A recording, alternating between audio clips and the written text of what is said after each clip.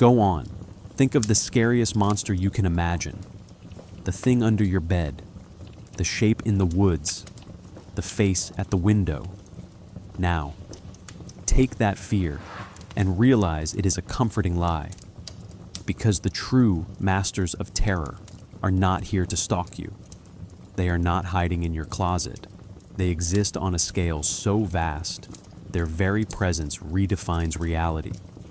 Their horror isn't in what they do to you, it's in what their existence means for you, for all of us.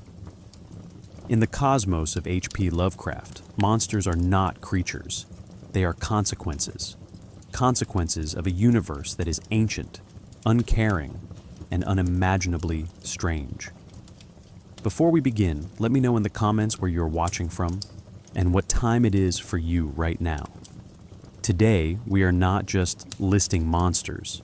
We are confronting principles of terror made flesh. We are ranking the entities that don't just threaten your life, they threaten your sanity, your history, and your understanding of what is real. This is the countdown of the 5 scariest Lovecraftian monsters. We will judge them not by size or strength, but by their conceptual horror, the unique, soul-chilling idea that each one embodies. The idea that, once understood, you cannot unknow. From a god that dreams our reality into being, to a priest sleeping in a sunken city waiting to reclaim the world, from a shape-shifting manipulator who walks among us, to things that lurk beyond the angles of space.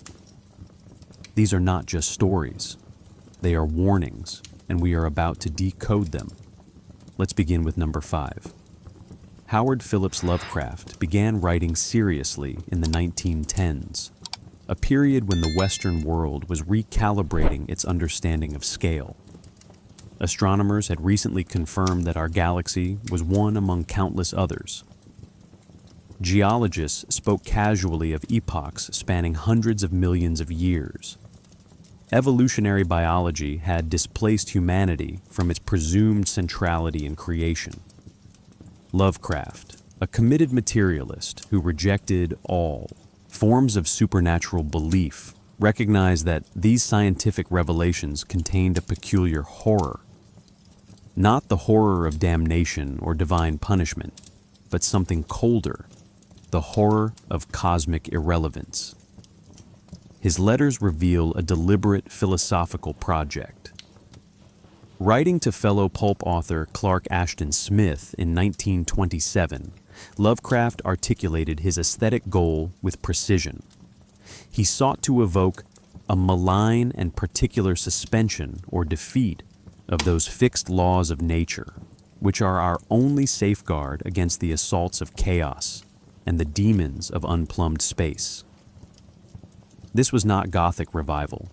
This was not the anthropocentric ghost story tradition where human souls mattered enough to linger.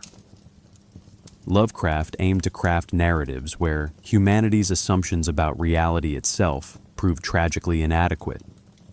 Consider the implications carefully. Victorian horror operated within a moral universe. Ghosts sought justice. Vampires represented aristocratic decadence. Werewolves embodied repressed savagery. Even Frankenstein's creature demanded recognition and rights. Lovecraft's entities exist beyond such frameworks entirely. They do not hate humanity. They do not notice humanity in any meaningful sense. This philosophical position, cosmic indifference as the foundation of terror, required new narrative strategies. His monsters embody this worldview. They are not supernatural in the traditional sense, since Lovecraft rejected supernaturalism. Instead, they represent aspects of material reality that human cognition cannot accommodate. Cthulhu is not a demon, but an alien organism operating according to biology and physics humans lack the sensory apparatus to comprehend. The old ones in Antarctica are not fallen angels, but extraterrestrial colonists whose million-year history dwarfs recorded civilization. Even Azathoth, the blind idiot god at the center of infinity, represents not evil, but the universe's fundamental purposelessness given nightmarish form. Lovecraft's correspondence from 1929 to 1936 shows him refining this approach. He advised younger writers to avoid definitive explanations, to suggest rather than describe, to let readers' imaginations generate the final horror. This was strategic obscurity. The moment you fully explain a monster, you domesticate it. You bring it within the realm of human understanding and therefore human potential mastery. Lovecraft's creatures resist this domestication through deliberate vagueness and scale manipulation. The temporal scale proves particularly effective. His narratives frequently invoke deep time, millions or billions of years, to emphasize human ephemerality. When At the Mountains of Madness reveals that Antarctic cities predate humanity by 200 million years, the horror stems not from ancient evil, but from historical displacement. Human civilization becomes a recent curiosity in a planetary story that was already ancient when our species emerged. We are not the protagonists. We are barely a footnote. Spatial scale operates similarly.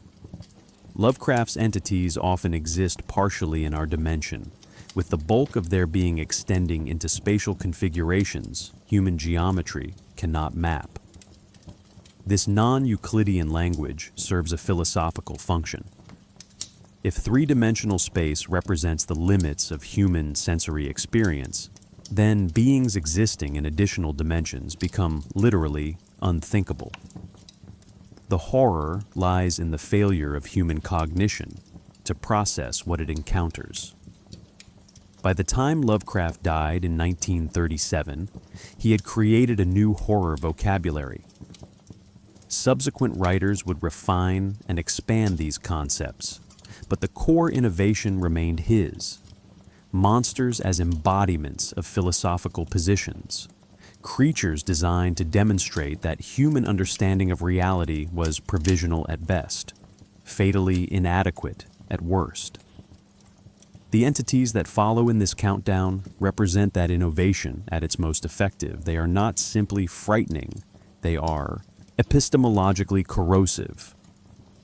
Lovecraft did not create cosmic horror from nothing. He synthesized existing literary traditions and philosophical currents into something distinctly his own.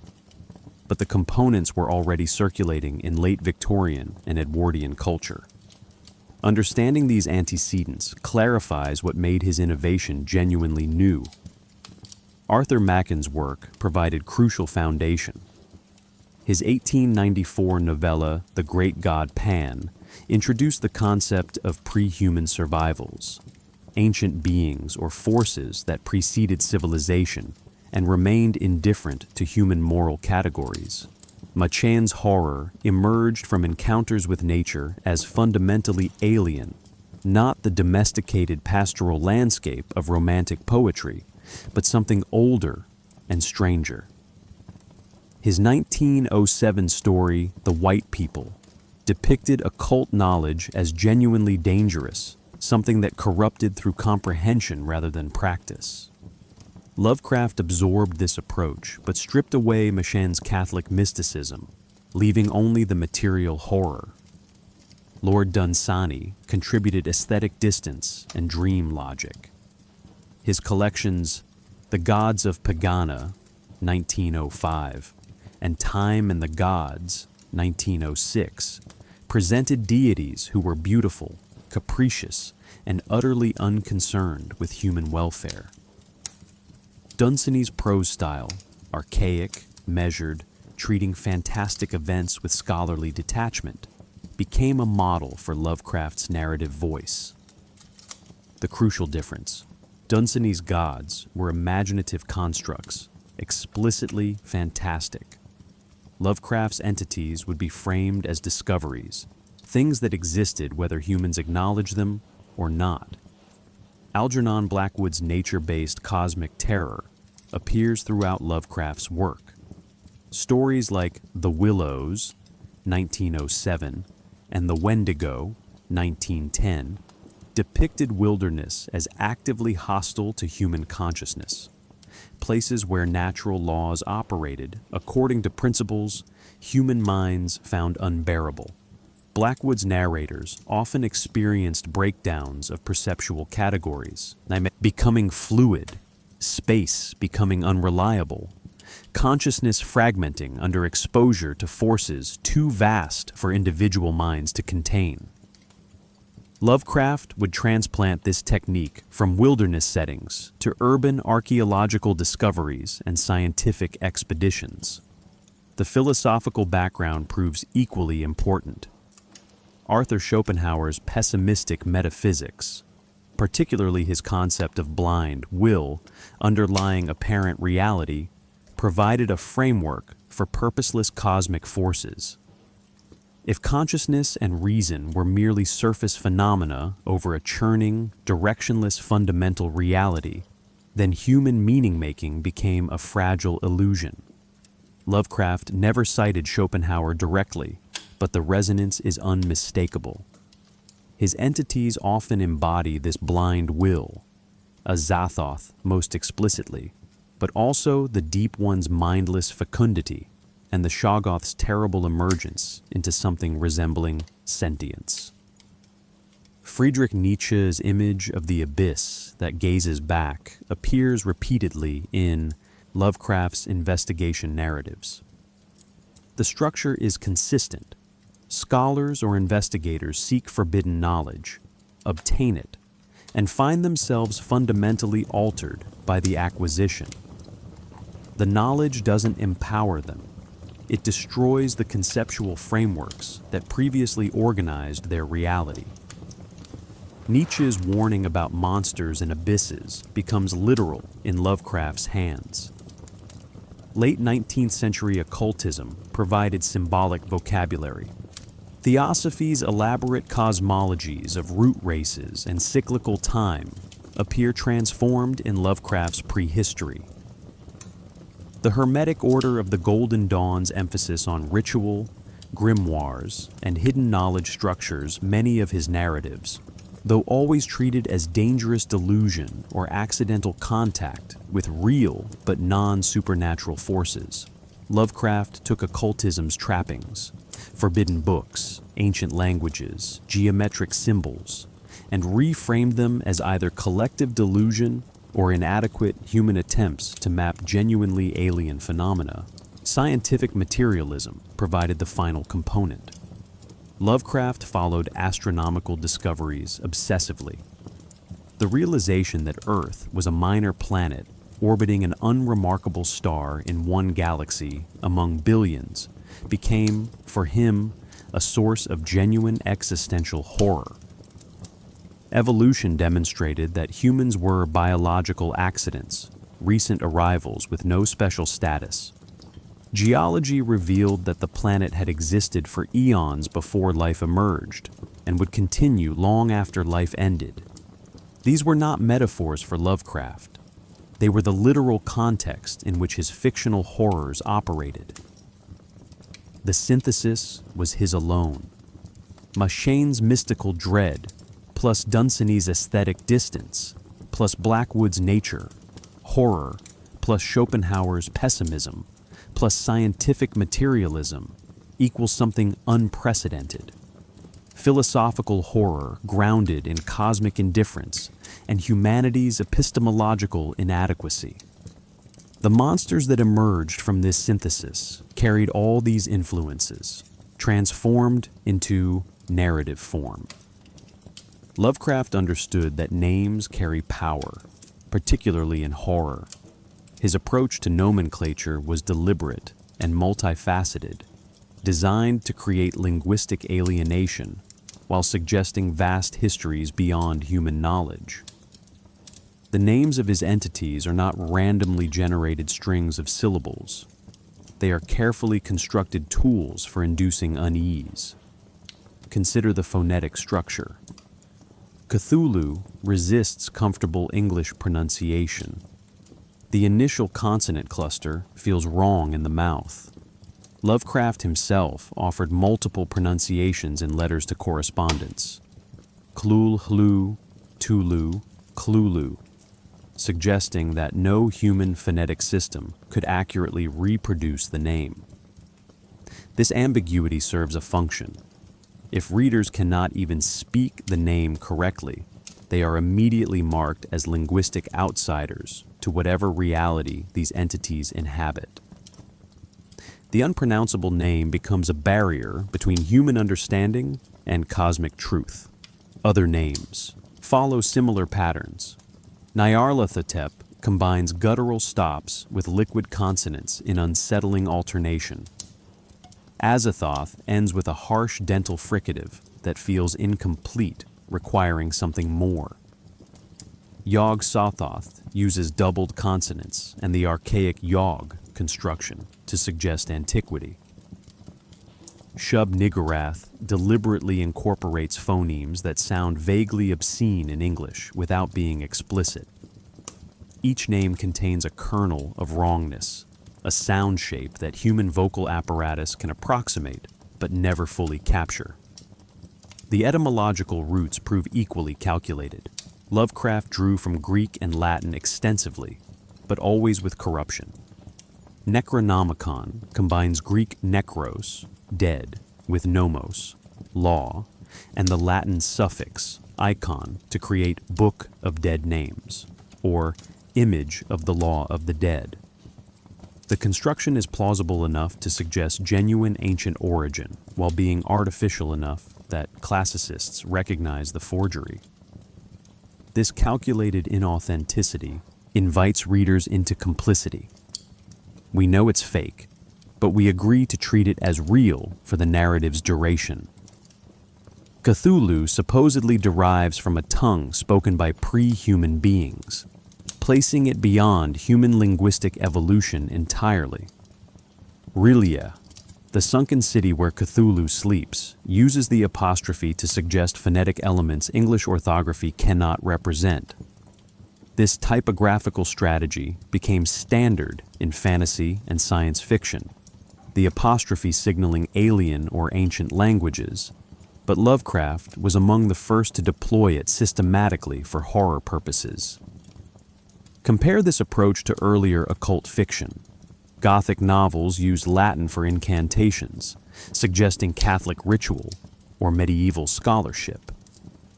Theosophy invented elaborate Sanskrit-derived terms like Kamaloka and Devachan to imply Eastern mystical authority.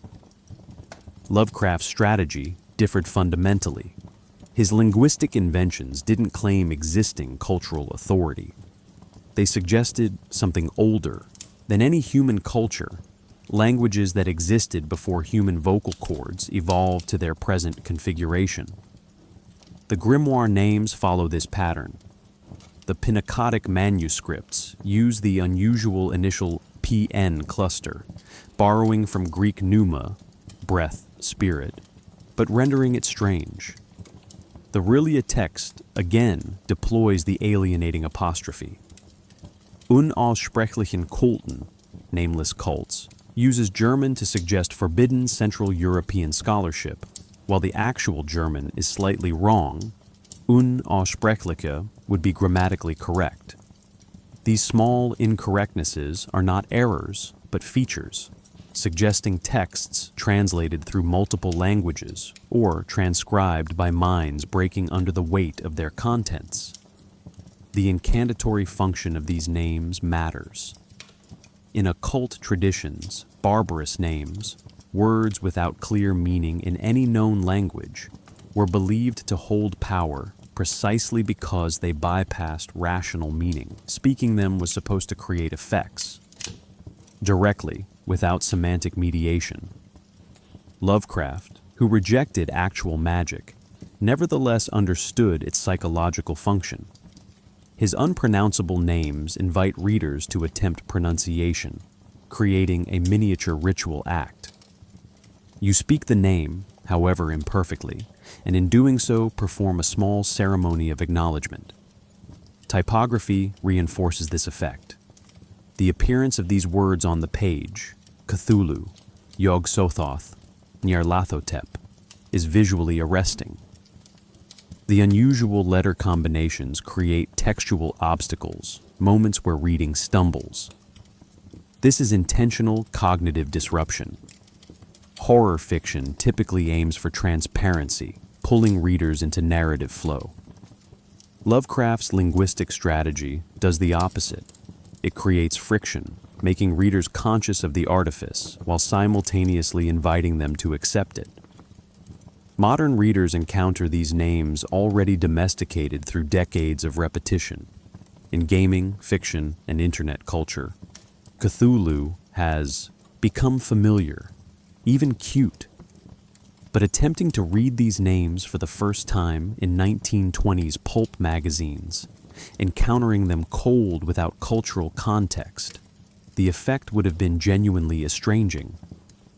They marked a boundary between the known world and something irreducibly other, a boundary encoded in language itself.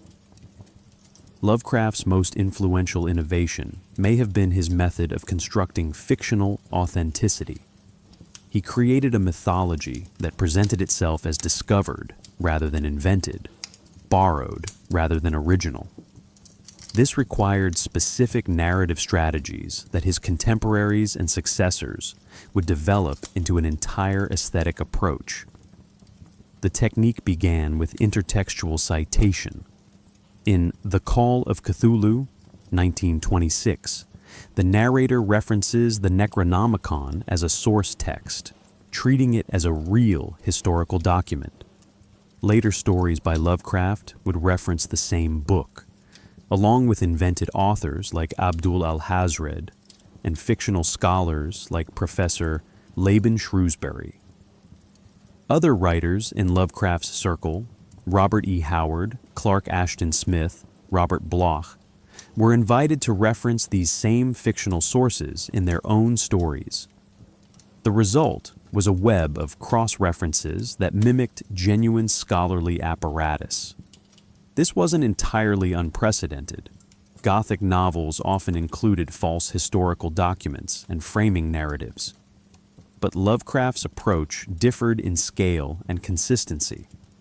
He maintained detailed correspondences with other writers, offering his invented mythology as shared resource. In letters from 1927 onward, he explicitly encouraged others to use his creations, suggesting this collaborative approach would lend authenticity through repetition. If multiple authors across multiple publications reference the Necronomicon, readers might begin to wonder if it existed after all. The false scholarship extended to invented citations. Stories would mention specific page numbers from non-existent books, reference obscure journal articles that were never published, cite archaeological expeditions that never occurred. At the Mountains of Madness, 1931, includes elaborate geological and paleontological detail, mixing real Antarctic geography with fictional discoveries. The Miskatonic University Antarctic Expedition of 1930 to 1931 is described with the same specificity as actual historical expeditions, creating deliberate category confusion. August Derleth, Lovecraft's literary executor and posthumous collaborator, systematized this mythology after Lovecraft's death in 1937. Derleth coined the term Cthulhu mythos and began organizing Lovecraft's disparate entities into a coherent cosmology. He imposed elemental categories, created opposing forces of good and evil, and published stories under joint authorship with Lovecraft based on fragmentary notes. This systematization was both service and disservice.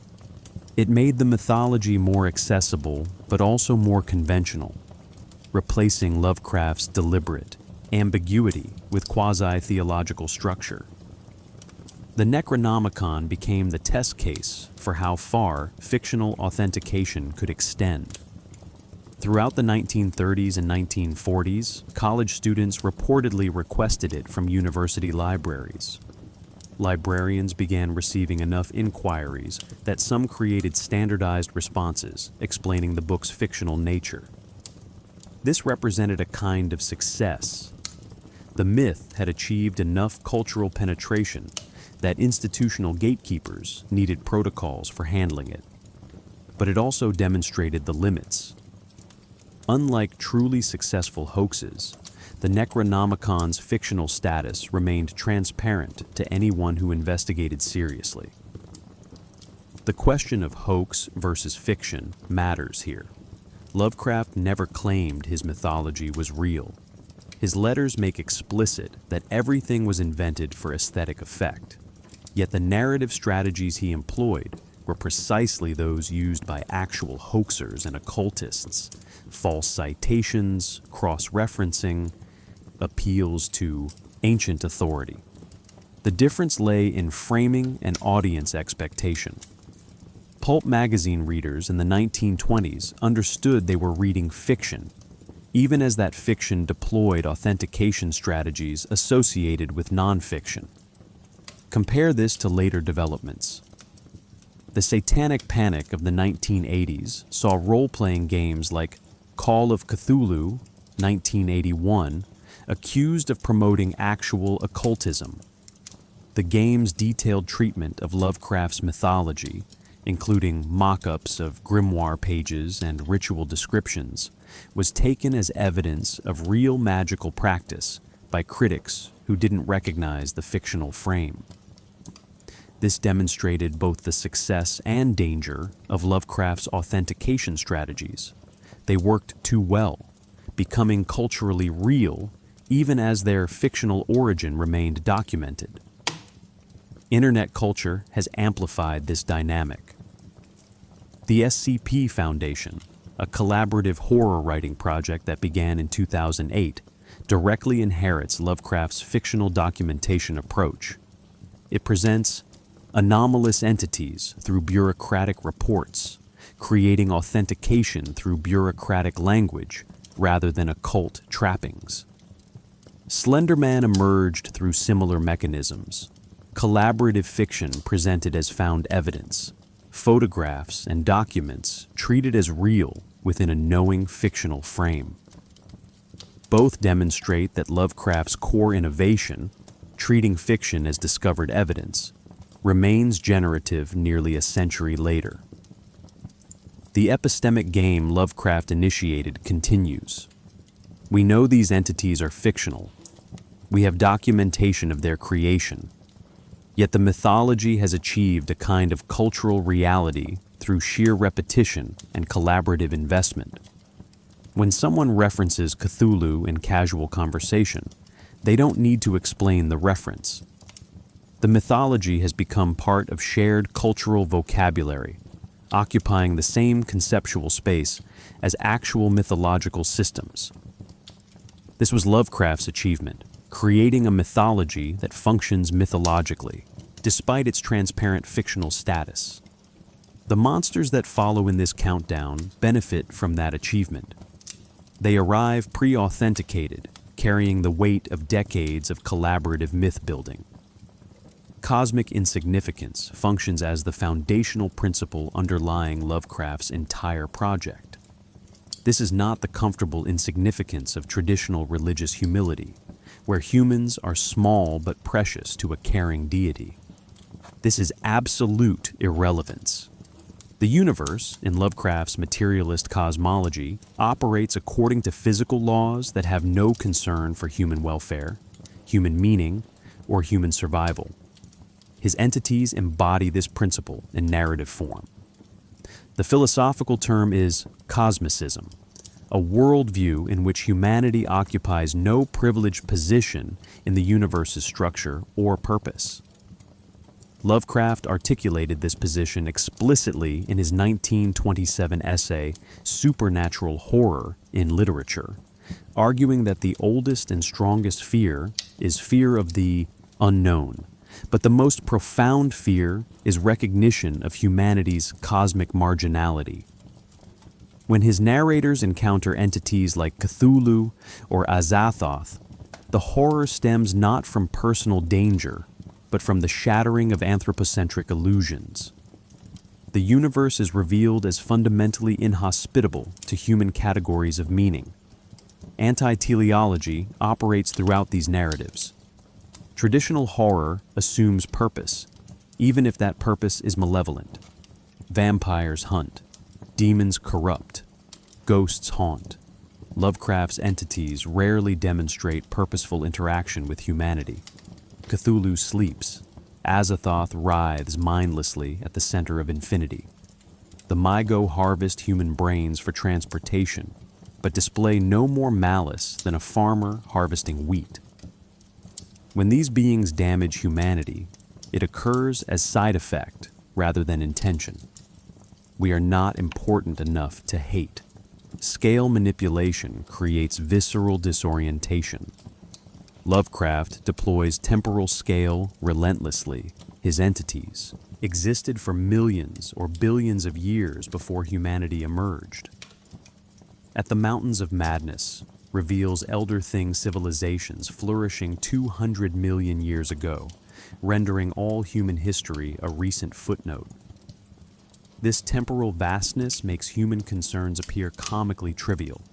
Political systems, religious movements, artistic achievements, all become brief static in an incomprehensible longer narrative. The effect is vertigo, a lurching sensation that human timescales are inadequate frameworks for understanding reality. Spatial scale operates similarly, but more abstractly. Lovecraft frequently invoked non-Euclidean geometry, a mathematical concept he misunderstood, but deployed effectively as philosophical metaphor. Non-Euclidean spaces represent reality configurations that human sensory apparatus cannot process. When the narrator of The Call of Cthulhu describes Arlae's architecture as abnormal, non-Euclidean, and loathsomely redolent of spheres and dimensions apart from ours, the language gestures toward mathematical concepts while really describing epistemological breakdown. The horror is cognitive. Space itself refuses to behave according to human expectations. Dream versus reality becomes unstable in Lovecraft's cosmology. The Dream Quest of Unknown Kadath, written 1926 to 1927, presents entire civilizations existing in dream space, with porous boundaries between waking and sleeping worlds. But the more philosophically disturbing implication appears in stories like The Dreams in the Witch House, 1932, where mathematical formulas allow physical passage through dreams. If dreams are merely alternative spatial configurations rather than subjective mental phenomena, then the distinction between real and unreal collapses. Azathoth, described as dreaming at the center of chaos, suggests an even more vertiginous possibility, that baseline reality itself might be dream stuff, no more substantial than human nightmares. Entropy and decay manifest as cosmic principles rather than localized phenomena. Lovecraft's entities are often described as geologically ancient, having survived eons through suspended animation or alien biology. But they also embody decay.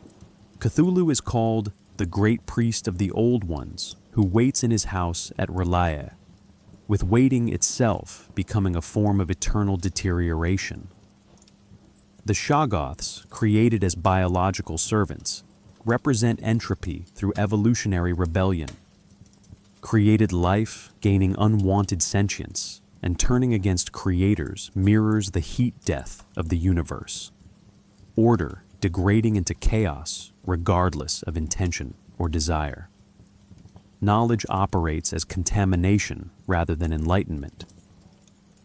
This inverts the Enlightenment assumption that knowledge empowers and liberates. In Lovecraft's narratives, learning the truth about cosmic reality destroys the knower. The narrator of The Call of Cthulhu explicitly states this principle. The most merciful thing in the world, I think, is the inability of the human mind to correlate all its contents. Ignorance is protection. Understanding is doom.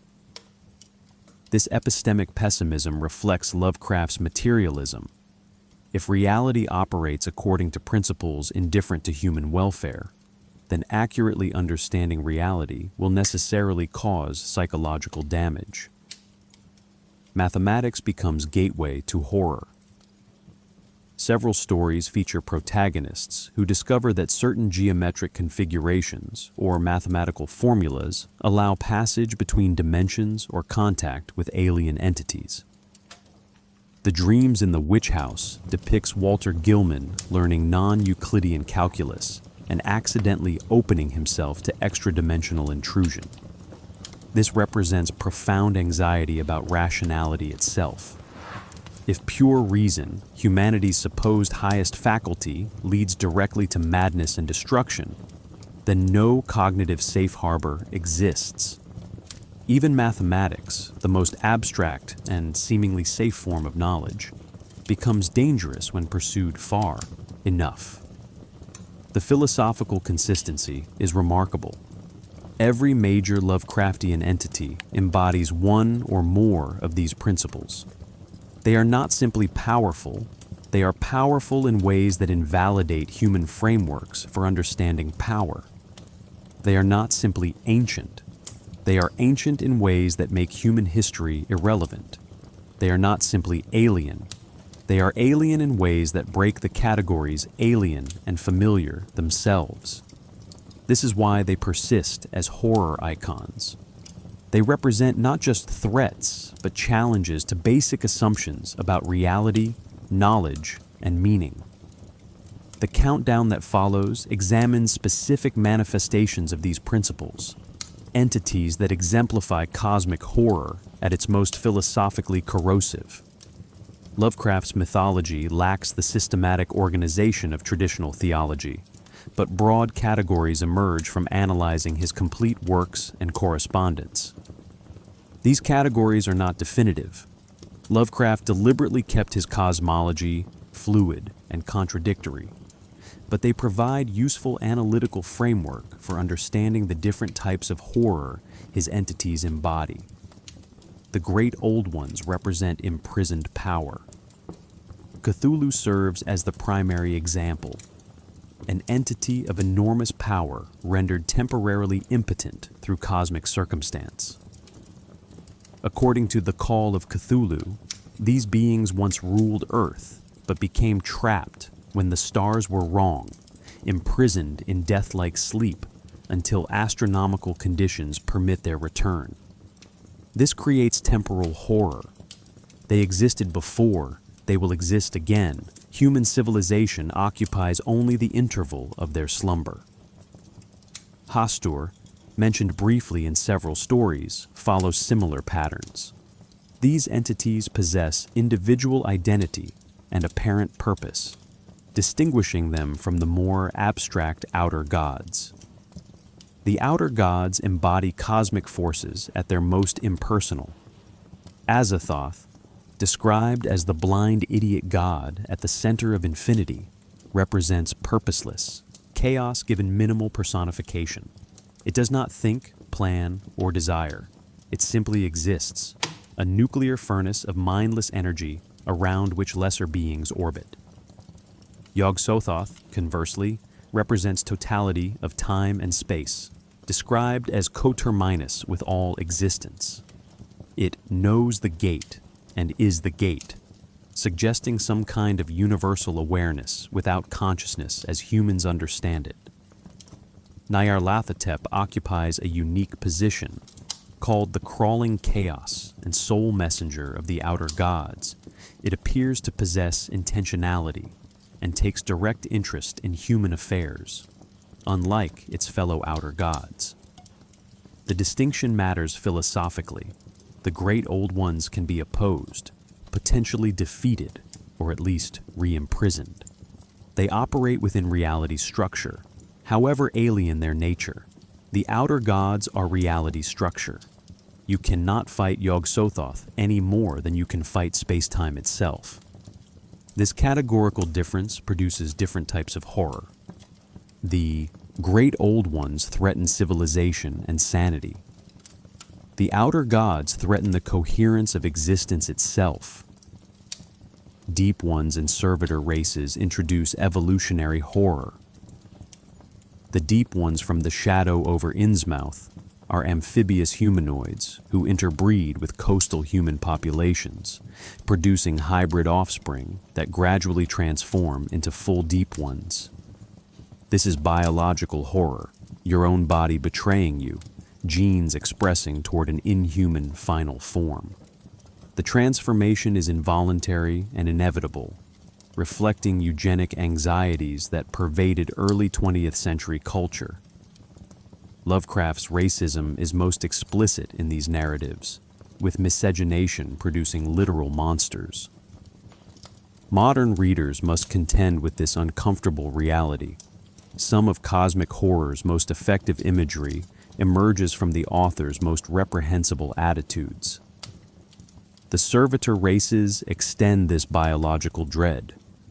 The Elder Things from At the Mountains of Madness created Shoggoths as biological servants, engineered organisms designed for labor.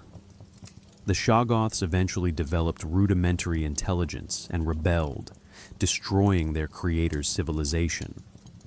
This represents created life exceeding its designed parameters, a theme Mary Shelley explored, but Lovecraft rendered more cosmically. The Shoggoths embody entropy through evolution, complexity increasing toward unpredictable and unwanted directions. They are Darwin's natural selection as horror, blind processes producing terrible outcomes. The Mygo represent alien intelligence without malice. These fungoid creatures from Pluto, in Lovecraft's pre-1930 astronomy, harvest human brains, removing them from bodies and preserving them in cylinders for interstellar transport. The brain cylinders remain conscious, experiencing existence as disembodied awareness. This is horror of reduction. Human consciousness revealed as mere biological phenomenon, separable from the body and transferable like any other physical object. The Mygo aren't evil. They are scientists pursuing their research programs, indifferent to human suffering, the way human researchers might be indifferent to laboratory animals.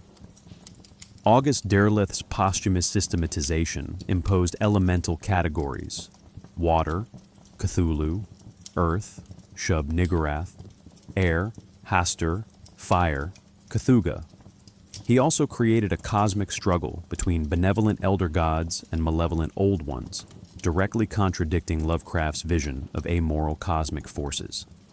This systematization made the mythology more gameable and accessible, but eliminated much of its philosophical horror. A universe with good and evil, even cosmically scaled, is still a universe where human moral categories apply. Lovecraft's original vision offered no such comfort. The hierarchy question remains contested. Are the outer gods more powerful than the great old ones? Does Azathoth's court represent ultimate cosmic authority? Lovecraft's texts suggest hierarchies, but never confirm them. The Call of Cthulhu mentions Great Cthulhu and implies the existence of greater beings still. The Dunwich Horror describes Yog-Sothoth as Wilbur Whately's father, suggesting outer gods can interact with material reality when conditions permit. But definitive answers would domesticate the horror. The lack of clear cosmic structure is itself terrifying, not knowing whether these entities answer to something greater or operate as independent forces. Contemporary Lovecraft scholarship has recognized these beings as narrative embodiments of philosophical problems. China Miéville's essay, Weird Fiction, identifies Lovecraft's central innovation as making the incomprehensible the point rather than the failure of narrative. These entities resist categorization because categorization would neutralize them. They remain effective as horror precisely because they cannot be definitively explained, mapped, or incorporated into human knowledge systems. The monsters in this countdown exemplify this resistance to understanding. They are not simply powerful creatures. They are tiers in the fabric of comprehensible reality. The typical Lovecraftian narrative follows a consistent structure. Investigation leads to revelation. Revelation leads to psychological collapse. This pattern reflects deep assumptions about knowledge, sanity, and humanity's place in cosmic hierarchy. The breakdown is not incidental, but central to how cosmic horror operates as philosophical demonstration. Madness serves as protection mechanism in Lovecraft's cosmology. When investigators encounter entities or truths incompatible with human cognition, the mind breaks rather than accepting the information. This breakdown is mercy. In The Call of Cthulhu, the sailor Johansen survives seeing Cthulhu emerge from Relaye, but subsequently exists in a state of severe psychological trauma, dying shortly after completing his manuscript. His madness protected him from fully integrating what he witnessed, a mind that remained functional, while truly comprehending Cthulhu would be, by definition, no longer human. The investigation-revelation collapse structure appears with remarkable consistency. The Color Out of Space, 1927, depicts a rural family gradually destroyed by exposure to an entity that exists partially outside the visible spectrum. Their deterioration is physical and mental, sanity eroding in parallel with bodily decay. The Shadow over Innsmouth follows Robert Olmsted investigating strange rumors, discovering his own Deep One heritage, and ultimately accepting transformation rather than resisting it, a variant where revelation leads to identity dissolution rather than madness.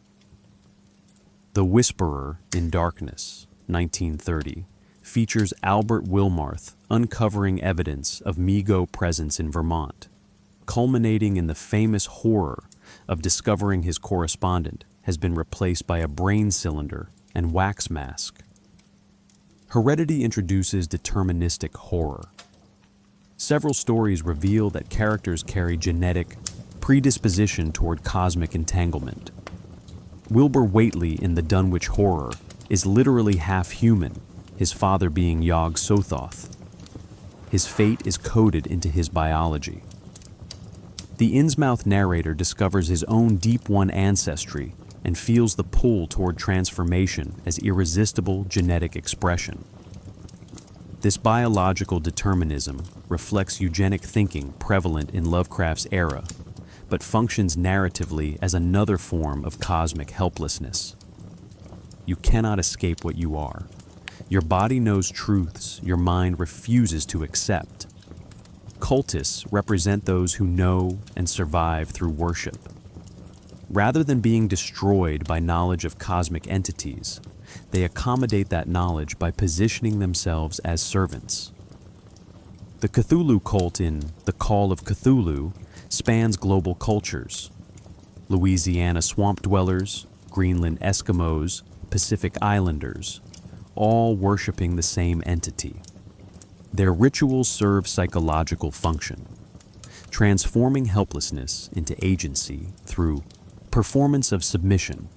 If you cannot resist the entities, perhaps you can curry favor. This is the birth of religion in Lovecraft's deeply anti-religious cosmology, worship as coping mechanism for existential terror. Artists and scholars face particular vulnerability. Lovecraft's narrators are disproportionately academics, antiquarians, and artists, people whose professions require sensitivity to cultural and historical patterns. This sensitivity becomes liability. The sculptor in The Call of Cthulhu creates increasingly disturbing works based on dreams he doesn't understand, ultimately suffering mental breakdown. The narrator of The Color Out of Space is a surveyor whose professional attention to detail makes him ideal chronicler of horror. Knowledge workers are simultaneously best equipped to investigate cosmic mysteries and most vulnerable to the psychological consequences. The madness question creates narrative reliability problems. If exposure to these entities drives investigators insane, how do we trust their accounts? Lovecraft handles this through manuscript frames, narrators presenting documents written by people now dead or institutionalized. The reader must evaluate unreliable testimony, sorting truth from delusion. But this evaluation proves impossible because the texts provide no stable external reference point. When everyone who investigates goes mad, sanity itself becomes suspect category. Perhaps the sane are simply those who haven't looked closely enough. Survival through ignorance becomes explicit theme. The Call of Cthulhu opens with the famous declaration about the merciful inability of the human mind to correlate its contents, suggesting that human sanity depends on compartmentalization. Knowledge integration leads to breakdown. Those who survive Lovecraft's narratives typically do so by refusing to pursue investigation further, by deliberately choosing ignorance over understanding. This inverts Enlightenment values completely. Curiosity is not virtue, but fatal flaw. Socratic wisdom, knowing that you know nothing, becomes literal survival strategy. Children and the uneducated occasionally survive encounters that destroy scholars, suggesting that intellectual sophistication increases vulnerability rather than decreasing it. The fishermen of Innsmouth understand less, but endure more than the educated narrator. The rural witnesses in The Color Out of Space are damaged, but not destroyed, while the educated surveyor, who later investigates, treats their testimony with scientific rigor that makes him psychologically vulnerable. This creates uncomfortable class dynamics. Lovecraft's elitism suggesting that education makes one fragile, while ignorance provides resilience. The function of madness extends beyond plot device into philosophical commentary. If human sanity requires reality to conform to certain expectations, causality, Euclidean space, rational motivation, then encountering entities that violate these expectations necessarily break sanity. Madness is not failure of the individual mind, but inevitable collision between human cognitive architecture and incompatible reality. The investigators are not weak. The universe is simply structured in ways human neurology cannot accommodate. Their madness testifies to cosmic horror's truth rather than their personal inadequacy. This makes every breakdown both personal tragedy and philosophical demonstration, confirming through each shattered mind that reality exceeds human capacity for comprehension. Books destroy in Lovecraft's universe, not metaphorically through bad ideas or political propaganda, but directly through the act of reading. This represents his most radical inversion of Enlightenment assumptions. Knowledge traditionally liberates and empowers. Lovecraftian knowledge contaminates and destroys. Understanding the cosmos accurately proves incompatible with human psychological survival. The Necronomicon serves as primary vehicle for this epistemic horror. Written by the Mad Arab Abdul al-Hazred in Damascus during the 8th century, this entirely fictional grimoire allegedly contains knowledge of the Old Ones, rituals for their summoning, and accounts of their history and nature. Lovecraft describes it variously, sometimes as rare volume existing in a few university collections, sometimes as work so dangerous that all copies should be destroyed. The book's inconsistent bibliography is feature rather than bug. Its textual instability mirrors the unstable reality it describes. Other forbidden books populate Lovecraft's universe with similar properties. The Pennacotic manuscripts allegedly predate humanity, containing pre-human knowledge transcribed by unknown entities. Unaussprechlichen Kulten by Friedrich von Junst supposedly documents global cult practices with too much accuracy.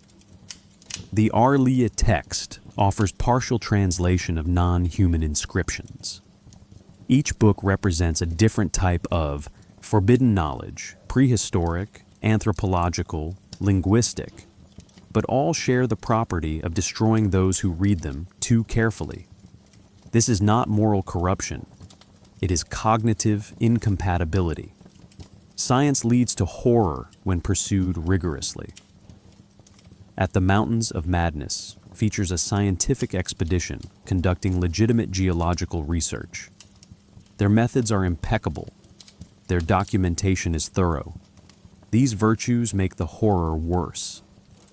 By being good scientists, observant, analytical, unwilling to dismiss anomalies, they uncover evidence of Elder Thing civilization that rewrites Earth's history and reveals humanity as recent evolutionary accident. Science does not fail them. Science works perfectly, which is precisely the problem. Rigorous observation and logical analysis lead directly to soul-destroying truth. Archaeology functions similarly. Multiple Lovecraft stories feature excavations unearthing what should remain buried. This is not Curse of the Mummy, supernatural punishment, but natural consequence. The artifacts exist. They predate human civilization. Their discovery forces recognition of humanity's temporal insignificance. The archaeologists in The Nameless City, 1921, and the investigators in The Shadow Out of Time, 1934 to 1935, practice their discipline competently. Competence is their downfall. Better archaeology would be willful ignorance. Mathematics and geometry offer no safe harbor. Walter Gilman in The Dreams in the Witch House studies non-Euclidean calculus and higher dimensional geometry, seeking pure mathematical truth. His studies allow him to perceive spatial configurations human senses normally filter out, leading to physical passage through impossible angles and contact with extra-dimensional entities. Pure mathematics, supposedly the most abstract and safe form of knowledge, becomes gateway to literal cosmic horror. The Pythagorean dream of mathematical order underlying reality becomes nightmare when that order proves incompatible with human thriving. The problem of communicating the incomprehensible creates narrative paradox. Lovecraft's narrators frequently claim they cannot describe what they witnessed, geometry that hurts to perceive, colors outside the visible spectrum, sounds beyond human hearing range.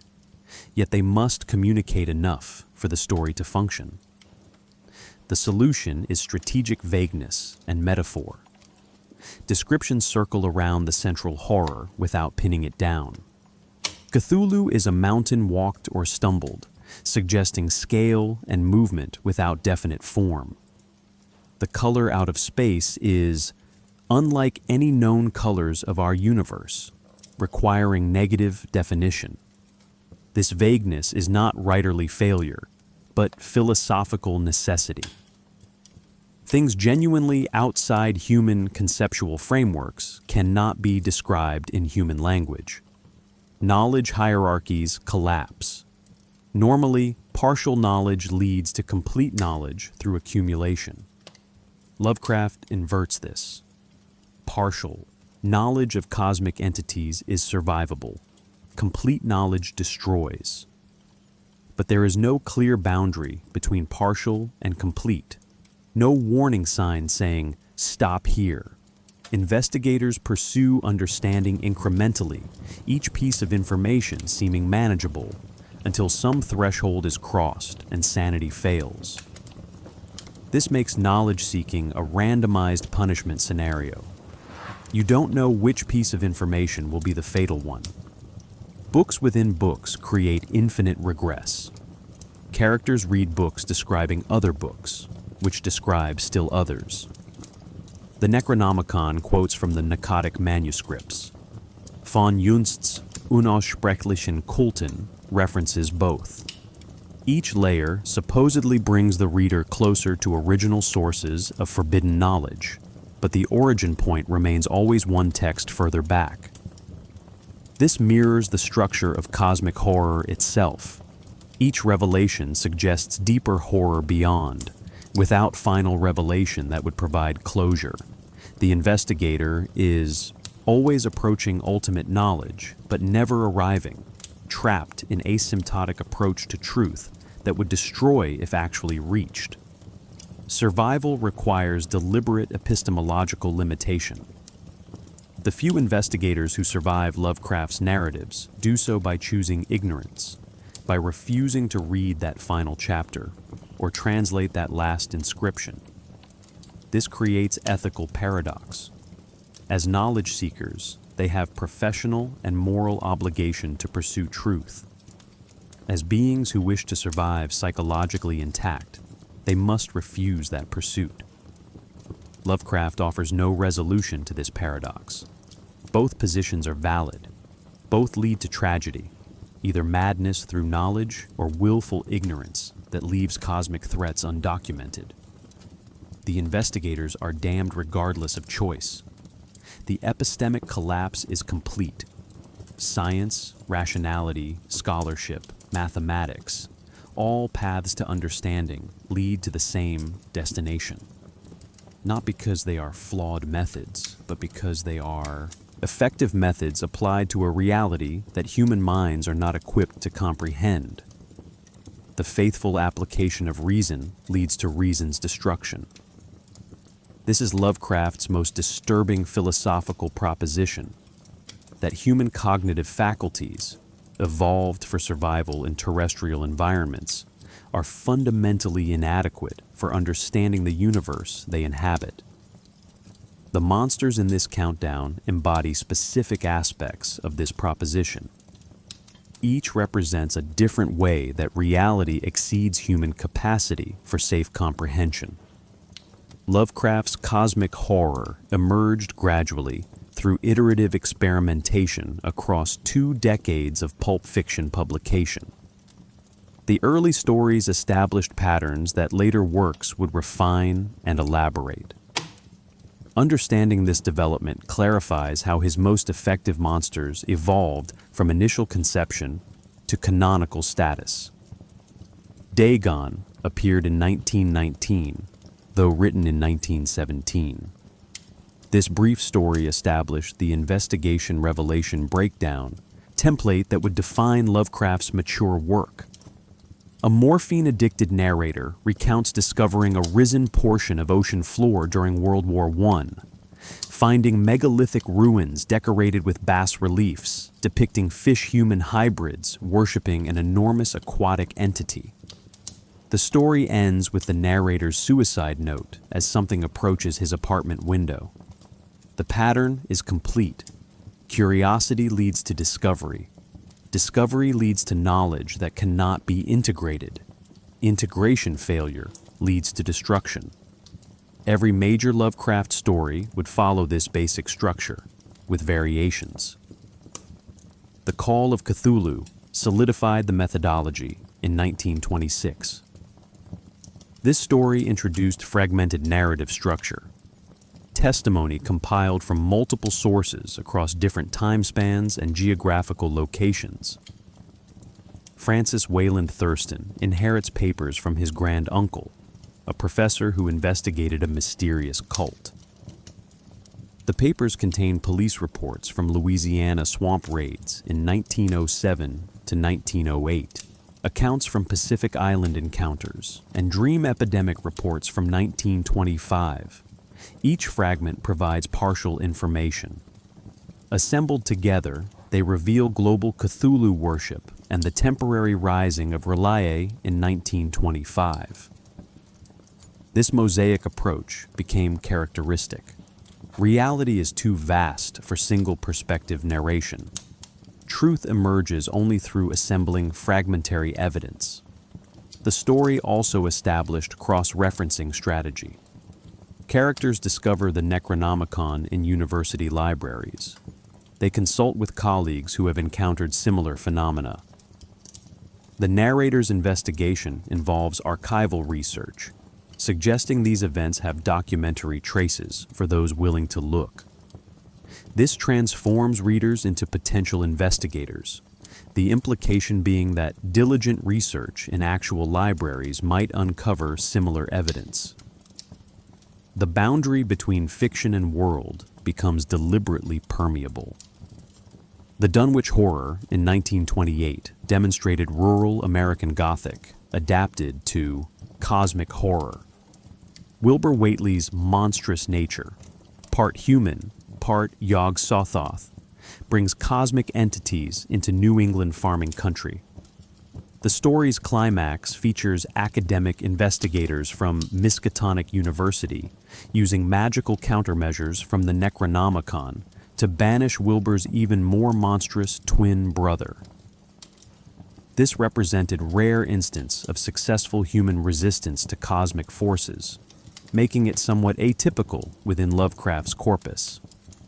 But it demonstrated how cosmic horror could hybridize with regional American folklore traditions.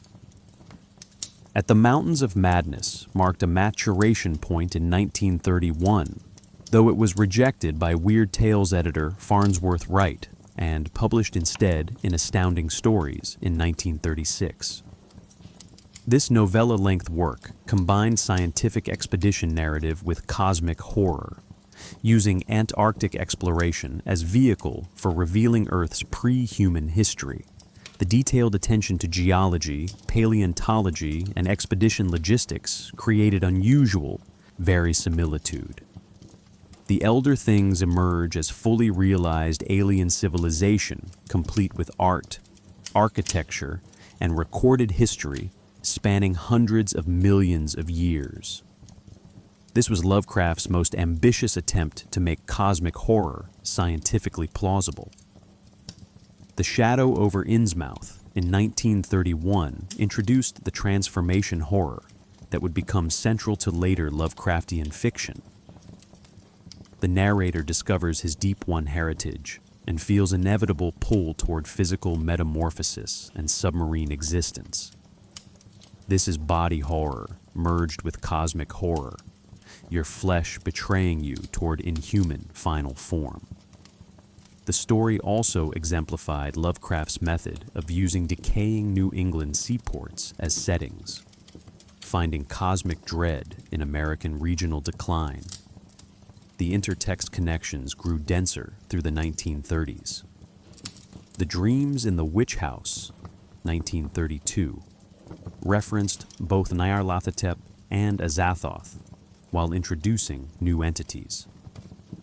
The Shadow Out of Time, 1934 to 1935, connected to At the Ea Mountains of Madness by revealing the great race of Yith, who had inhabited Earth hundreds of millions of years ago, before the Elder Things arrived. These connections created a shared universe where each story added detail to an expanding cosmology. Robert E. Howard contributed significantly to this myth-building.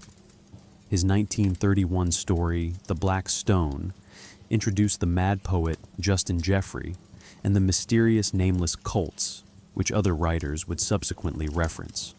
Clark Ashton Smith added the Book of Ibon and various cosmic entities to the shared mythology.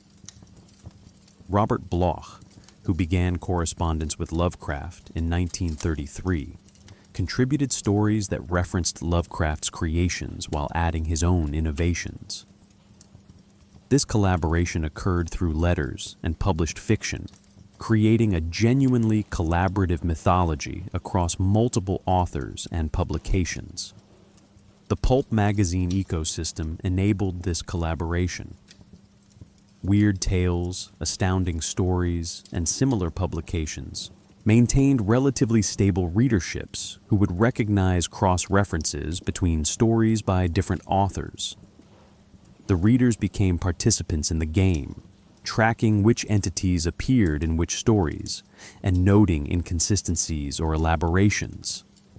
This transformed passive reading into active investigation, precisely the dynamic Lovecraft's narrators performed within the stories themselves. August Derleth's role after Lovecraft's death in 1937 proved controversial. Derleth published stories under joint authorship based on fragmentary Lovecraft notes, sometimes expanding brief plot synopses into complete narratives. His The Lurker at the Threshold, 1945, expanded Lovecraft's synopsis into a novel. Whether these count as genuine collaborations or Derleth's original fiction with Lovecraft's name attached remains debated. Derleth also imposed systematic organization onto the mythology, creating elemental categories and cosmic good versus evil framework that contradicted Lovecraft's intentional ambiguity. By 1950, the Cthulhu mythos existed as recognized entity with multiple contributors and cross-reference consistency. Lynn Carter's 1960s anthologies codified this further, presenting Lovecraft's work alongside that of his correspondents and later writers working in the tradition. The mythology had achieved critical mass. It existed as shared cultural property rather than single author's creation. The monsters in the following sections benefit from this accumulated myth-building. When we discuss Cthulhu or Nyarlathotep, we reference not just Lovecraft's original depictions, but decades of elaboration across multiple media and authors. The entities have become larger than their creator's initial conception, precisely as Lovecraft intended when he invited collaborative expansion. The Call of Cthulhu represents Lovecraft's aesthetic achievement in concentrated form. Published in Weird Tales in February 1928, the story synthesizes his philosophical concerns and narrative strategies into a structure that would define cosmic horror for subsequent generations. Analysis of its construction reveals why Cthulhu became the most recognizable Lovecraftian entity, despite appearing directly in only this single story. The story employs three-part structure, each section providing fragmentary evidence of a larger pattern. Part 1, The Horror in Clay, introduces Francis Wayland Thurston, who inherits papers from his grand-uncle George Gamel Angel, a professor of Semitic languages at Brown University. Among the papers is a bas relief created by sculptor Henry Anthony Wilcox during a dream epidemic in March 1925. The sculpture depicts an entity that disturbed Angel profoundly, a squat dragon-like creature with an octopus head, covered in scales with rudimentary wings. Wilcox reported fevered dreams of vast cities and strange chanting. Cthulhu Eftagn. Lovecraft's decision to begin with art is strategically important. The sculpture provides physical artifact, something readers can visualize. But the description remains imprecise. Dragon-like and octopus head are approximations, not definitive anatomy. This vagueness allows individual imagination to complete the horror while maintaining enough specificity to seem concrete. The non-Euclidean geometry of the depicted architecture, angles that seem simultaneously acute and obtuse, introduces conceptual impossibility early. This is not merely strange art. It depicts spatial configurations that should not exist. Part 2. The Tale of Inspector Legrasse moves backward chronologically to 1908. Angel's papers include an account from the American Archaeological Society meeting in 1908, where New Orleans Police Inspector John Legrasse presented a hideous statuette discovered during a raid on voodoo cult activities in Louisiana swamps. The statuette matches Wilcox's 1925 bas-relief precisely, despite Wilcox having no knowledge of the 1908 discovery. This coincidence disturbs Angel and begins his investigation into what connects these geographically and temporally separated incidents. Legrasse's account introduces the cult testimony. Captured cultists described worshipping the Great Old Ones, beings who existed before humanity and would return when the stars were right. They chanted, Fanglui Maglwanaf, Cthulhu, Riliech, Ugahnagel, Ftagen, translated as, in his house at Riliech, dead Cthulhu waits dreaming. The cult practiced human sacrifice and claimed connection to ancient traditions extending back to pre-human times. Legrasse discovered they were not isolated Louisiana phenomenon, but part of global network, with similar cults documented in Greenland, Pacific Islands, and Africa. This global distribution creates crucial horror effect. If a single isolated cult existed, it could be dismissed as localized insanity. The worldwide synchronicity suggests something real communicating across cultural boundaries. The cultists cannot all be deluded in identical ways without some underlying cause. Lovecraft constructs plausibility through convergent testimony, multiple independent sources reporting consistent details. This is precisely how historical evidence works, making the fictional claims parasitic on genuine epistemic practices. Part 3, The Madness from the Sea, provides climactic revelation through recovered manuscript of Norwegian sailor Gustaf Johansen. In April 1925, during the same period Wilcox experienced his dreams, Johansen's ship encountered the Alert near coordinates in the South Pacific. The Alert's crew had gone mad and attacked Johansen's vessel. After subduing them, Johansen discovered they had found a risen portion of ocean floor, an island of enormous stone blocks covered in hieroglyphs and bas-reliefs matching the Cthulhu imagery. The island is Relia, risen temporarily due to tectonic activity coinciding with astronomical alignments.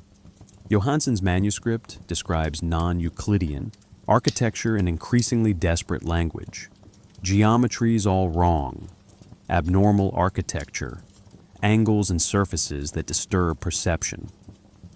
When the crew opens a massive stone door, Cthulhu emerges. Lovecraft's description is famous for its imprecision. A mountain walked or stumbled. The entity is too vast and geometrically impossible for Johansen to process accurately. His language breaks down. He manages to escape by ramming Cthulhu with the ship, causing the entity to collapse into gelatinous reformation before the island sinks again. Johansen dies shortly after completing his manuscript, apparently from psychological trauma. Thurston assembles these three narratives: Wilcox's dreams, Legrasse's cult investigation, Johansen's encounter, into coherent pattern. The pattern reveals that in early 1925, some astronomical alignment allowed brief psychic contact between sleeping Cthulhu and sensitive minds worldwide. The island rose temporarily. Cthulhu partially awakened. Then, conditions changed. Relia sank, and the entity returned to imprisoned sleep. But the implication is clear. This will happen again when stellar alignments recur. The stars move according to physical laws indifferent to human welfare. Eventually, those laws will align to permit Cthulhu's full awakening. The story's power stems from its structure as much as its content. By fragmenting revelation across 3 sources and 2 timelines, Lovecraft creates investigative process for readers paralleling Thurston's investigation. We assemble evidence, recognize patterns, reach disturbing conclusions. The story is not simply telling us about cosmic horror. It is training us to discover cosmic horror through evidence compilation making us complicit in our own enlightenment to terror trajectory. The opening and closing frame this investigation with philosophical commentary. The story begins with Thurston's famous declaration: "The most merciful thing in the world, I think, is the inability of the human mind to correlate all its contents." This establishes the epistemic argument that follows. Humanity survives through ignorance. Knowledge correlation destroys. The story then proves this thesis by demonstrating it. Thurston correlates contents, recognizes the pattern, and closes his account with anxiety that cult members may seek him out. He has become dangerous through knowing. The Call of Cthulhu established several elements that would become definitional for cosmic horror. The global cult network, the astronomical determinism, the sunken city containing imprisoned entity, the dream communication across species, the fragmentary evidence requiring assembly, the investigator destroyed by successful investigation. Subsequent writers, including Lovecraft himself in later stories, would return to these elements repeatedly. The story functioned as proof of concept that cosmic horror could achieve narrative coherence while maintaining philosophical consistency. It demonstrated that you could structure a story around epistemological collapse without the story itself collapsing. The result was template that has been replicated, refined, and elaborated for nearly a century, making Cthulhu effectively immortal through cultural reproduction, regardless of its fictional death-sleep status. At the Mountains of Madness represents Lovecraft's most ambitious attempt to render cosmic horror scientifically plausible. Written in 1931 but unpublished until its appearance in Astounding Stories in 1936, this novella-length work combines Antarctic exploration narrative with revelations about Earth's pre-human history. The result is Lovecraft's most detailed alien civilization and his clearest statement about humanity's cosmic irrelevance. The narrative structure is framed as warning. Geologist William Dyer of Miskatonic University writes an account intended to prevent future Antarctic expeditions, particularly those planning to penetrate beyond the mountain ranges his expedition discovered. This creates immediate tension. The story is simultaneously revelation and concealment. Dyer must disclose enough to make his warning credible, while knowing that full disclosure might inspire precisely the expeditions he hopes to prevent. This paradox drives the narrative.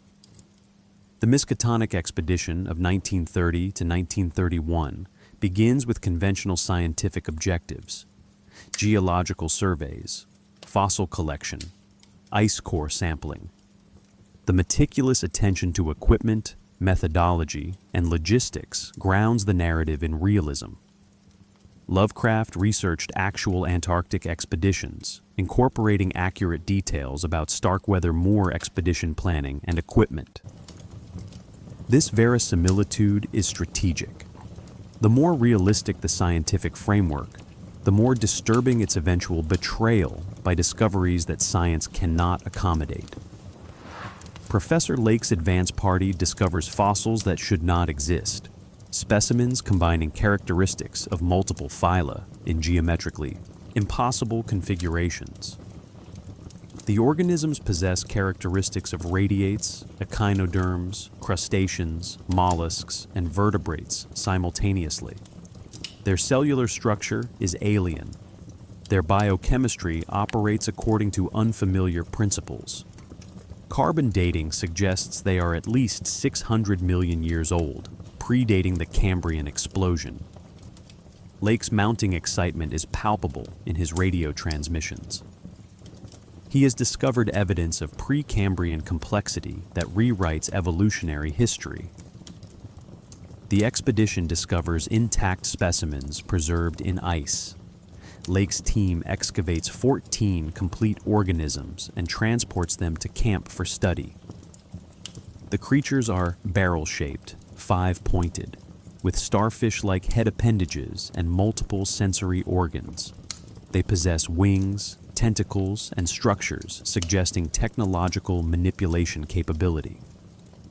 Lake initially interprets them as incredibly advanced terrestrial evolution. The truth is worse.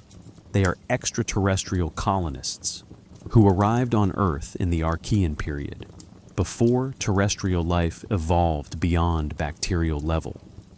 Contact with Lake's camp is lost. Dyer's party flies to investigate and discovers massacre. The camp is devastated, bodies mutilated in specific ways. Several men are missing entirely. The intact specimens Lake excavated are also missing, along with camp equipment. The biological samples show signs of post-mortem dissection, performed with surgical precision. The narrative presents this as crime scene requiring reconstruction. Dyer, as scientist and detective, must determine what occurred. The explanation emerges through evidence compilation. The dead specimens were not dead, but dormant, preserved through millions of years in glacial ice. Lake's thawing reactivated them. They awakened, killed the humans who threatened them, dissected several bodies apparently for research purposes, then fled toward the mountains. This inverts the expected horror narrative. The monsters are not mindless killers, but rational beings engaging in defensive violence and scientific investigation. They dissected humans the way Lake had planned to dissect them. The horror is symmetry. We are to them what they are to us, specimens for study. Dyer and graduate student Danforth pursue into the mountains and discover a ruined city of impossible scale. The architecture predates humanity by hundreds of millions of years. The bas-reliefs covering the walls provide historical record of the Old One's civilization. Lovecraft devotes extensive passages to describing these reliefs, creating detailed alien history spanning geological epochs. This is his most sustained world-building effort, presenting complete extraterrestrial civilization with art, technology, and recorded cultural development. The reliefs reveal that the Old Ones arrived on Earth over 1 billion years ago. They built cities underwater and on land. They created shoggoths, biological servants engineered for construction and labor.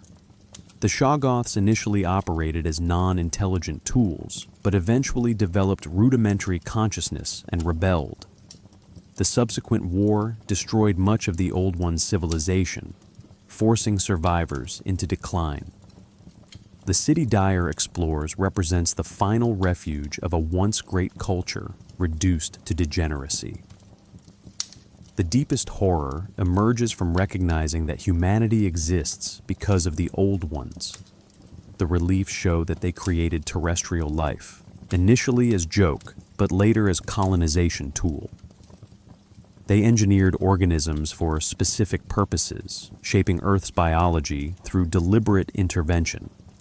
This means evolutionary history is not blind process, but directed engineering. Except the engineers are now extinct and care nothing for their creation's survival. Humanity descends from laboratory experiments by beings who considered us curious accidents at best. The narrative's climax occurs when Dyer and Danforth discover fresh evidence of the recently awakened Old Ones deeper in the city. They find the dissected humans, preserved in ways that suggest scientific collection rather than malice. They discover the Old Ones themselves, dead, killed by something that pursued them into the city. That something is a shoggoth, a surviving created servant that has endured millions of years beyond its creator's civilization. The shoggoth emerges as Lovecraft's ultimate image of created life exceeding and destroying its creators. It is formless, protean, capable of generating temporary organs and structures as needed. It emits the call to Kilili, connecting to Edgar Allan Poe's narrative of Arthur Gordon Pym, and suggesting that Poe's Antarctic horror narrative contained truth that Poe himself may not have recognized. Dyer and Danforth flee, barely escaping. Danforth glimpses something beyond the mountains during their flight, something that leaves him psychologically shattered, capable only of muttering fragmentary references to Yog-Sothoth and other cosmic entities. Lovecraft never explicitly reveals what Danforth saw, leaving final horror to reader imagination. The implication is that even the Old Ones, despite their vast power and million-year civilization, were themselves insignificant compared to deeper cosmic forces. At the Mountains of Madness functions as Lovecraft's definitive statement about scale and insignificance. The Old Ones had civilization when Earth was young. They shaped the planet's biology. They created life, including humanity's distant ancestors. Yet they are extinct, their cities ruined, their achievements forgotten. Their created servants turned to monsters that destroyed them. If beings that powerful and ancient can fail so completely, what hope does humanity have? The story answers its own question: none. We are evolutionary afterthought, briefly conscious, destined for extinction. Our entire civilization a trivial incident in planetary history that was already ancient before we existed. The story's rejection by weird tales but acceptance by astounding stories is telling. Weird Tales editor Farnsworth Wright reportedly found it too long and too focused on non-human concerns. Astounding Stories, oriented toward science fiction rather than supernatural horror, recognized it as genuine, speculative science fiction. This dual nature, simultaneously horror and science fiction, makes it uniquely effective. It uses science fiction world building to create horror through rigorous extrapolation of cosmic timescales and alien biology. The horror is not violation of natural law, but natural law operating indifferently to human existence. Mountains of Madness remains Lovecraft's most complete vision of cosmic horror as scientific materialist philosophy made narrative. Lovecraft's mythology expanded significantly through collaboration during his lifetime and posthumous elaboration after his death in 1937. This collaborative development raises questions about authorship, canonicity, and how shared mythologies function across multiple creators. The tension between Lovecraft's original vision and subsequent interpretations shaped cosmic horror's evolution into the late 20th century. During Lovecraft's lifetime, his correspondence circle actively shared mythological elements. Robert E. Howard, best known for creating Conan the Barbarian, contributed significantly to the emerging mythos. His 1931 story, The Black Stone, introduced the nameless cults by Friedrich von Junst, which became as frequently referenced as Lovecraft's own Necronomicon. Howard's The Children of the Night, 1931, presented pre-human races surviving in modern times, a theme Lovecraft would subsequently develop.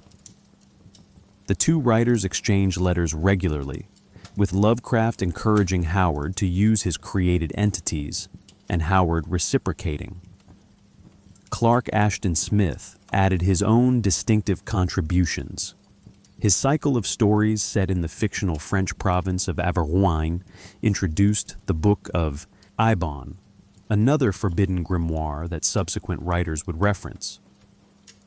Smith's cosmic entities tended toward the grotesque and decadent rather than Lovecraft's more abstract dread, but the cross-pollination enriched both writers' work. Lovecraft's The Whisperer in Darkness references Smith's Tsathoggua, while Smith's stories mention Lovecraft's Yog-Sothoth. This mutual citation created appearance of depth through textual interconnection. Robert Bloch began corresponding with Lovecraft in 1933 at age 16. Lovecraft encouraged the young writer and granted permission to use mythos elements freely. Bloch's early stories show clear Lovecraft influence, though he would later develop his own psychological horror style. The playful relationship between the two included Lovecraft writing a story featuring a character named Robert Blake, who dies horribly, to which Bloch responded with a story killing a character based on Lovecraft. This demonstrates the collaborative spirit. Mythology as shared resource for creative play, rather than jealously guarded intellectual property. August Derleth's posthumous role proved far more controversial. As Lovecraft's literary executor, Derleth obtained rights to continue the mythos. He published stories under joint authorship with Lovecraft based on fragmentary notes, plot synopses, and story ideas found in Lovecraft's papers. Works like The Lurker at the Threshold, 1945, and The Survivor and Others, 1957, presented themselves as Lovecraft-Derleth collaborations, though Lovecraft's contribution was often minimal, sometimes just a story title or brief scenario description that Derleth expanded into complete narrative. More significantly, Derleth systematized the mythology in ways that contradicted Lovecraft's philosophical vision. He organized entities into elemental categories: water, Cthulhu, air, Hastur, fire, Cthugha, earth, Shub-Niggurath.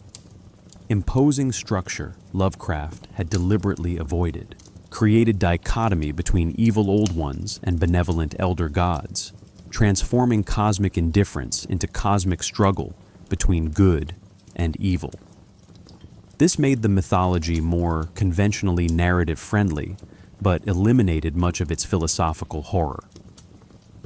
A universe with good and evil sides is still a universe where human moral categories matter.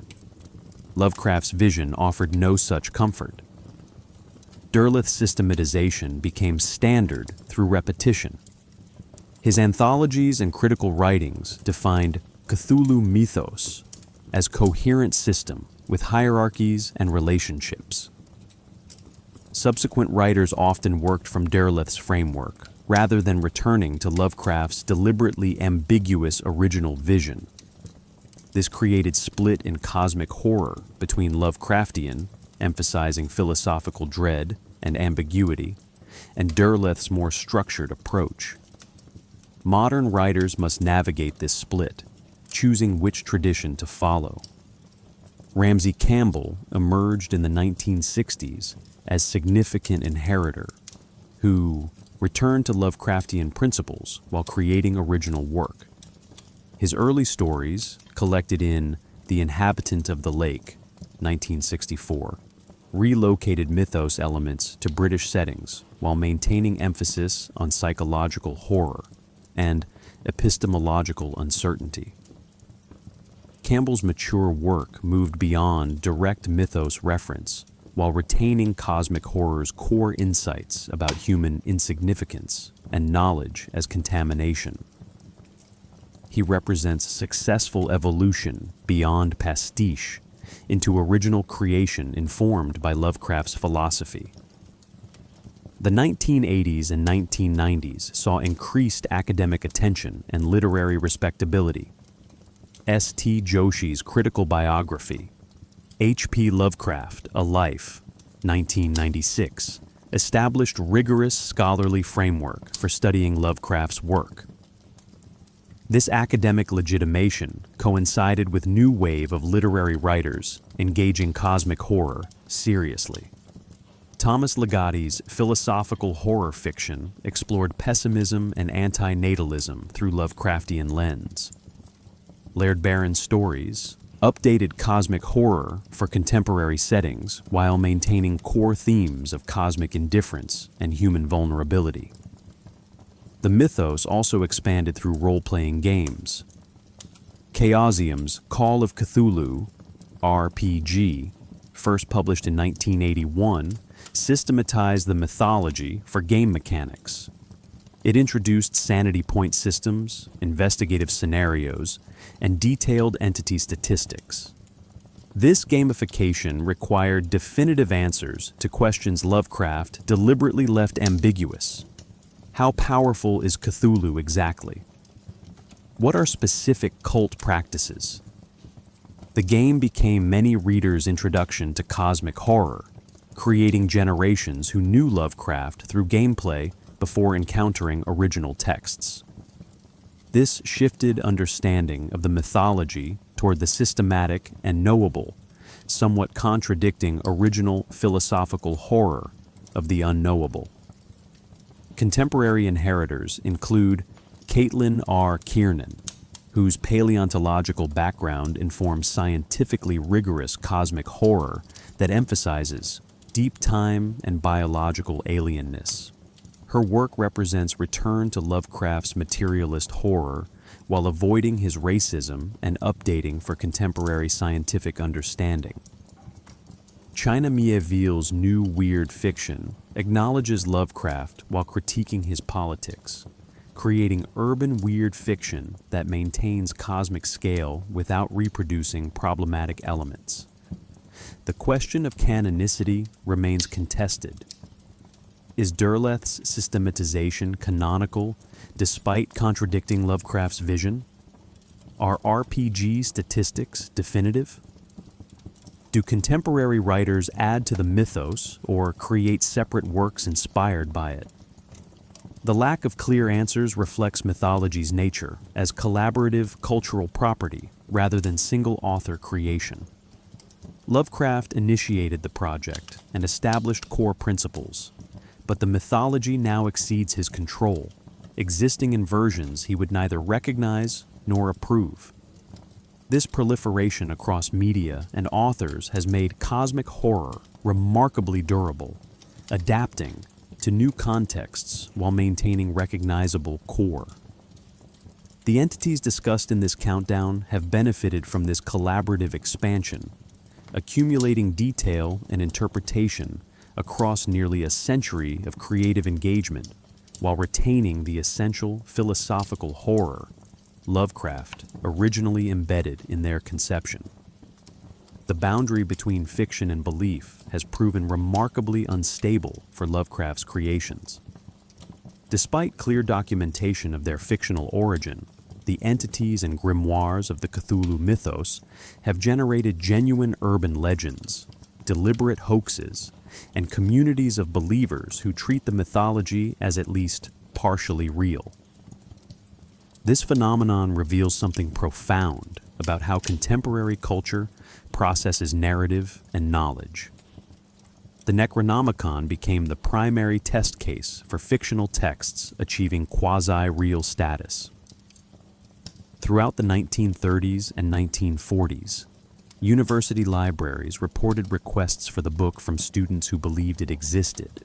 Librarians at Brown University, Lovecraft's home institution, developed form letters explaining that the Necronomicon was fictional creation by local author Howard Phillips Lovecraft.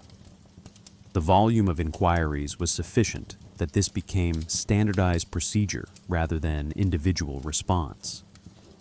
This represents early evidence that the mythology had escaped its creator's control.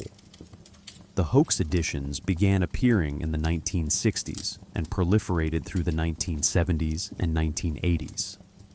The most infamous is the Simon Necronomicon, published in 1977 by Schlangecraft Incorporated, and allegedly edited by someone using the pseudonym Simon.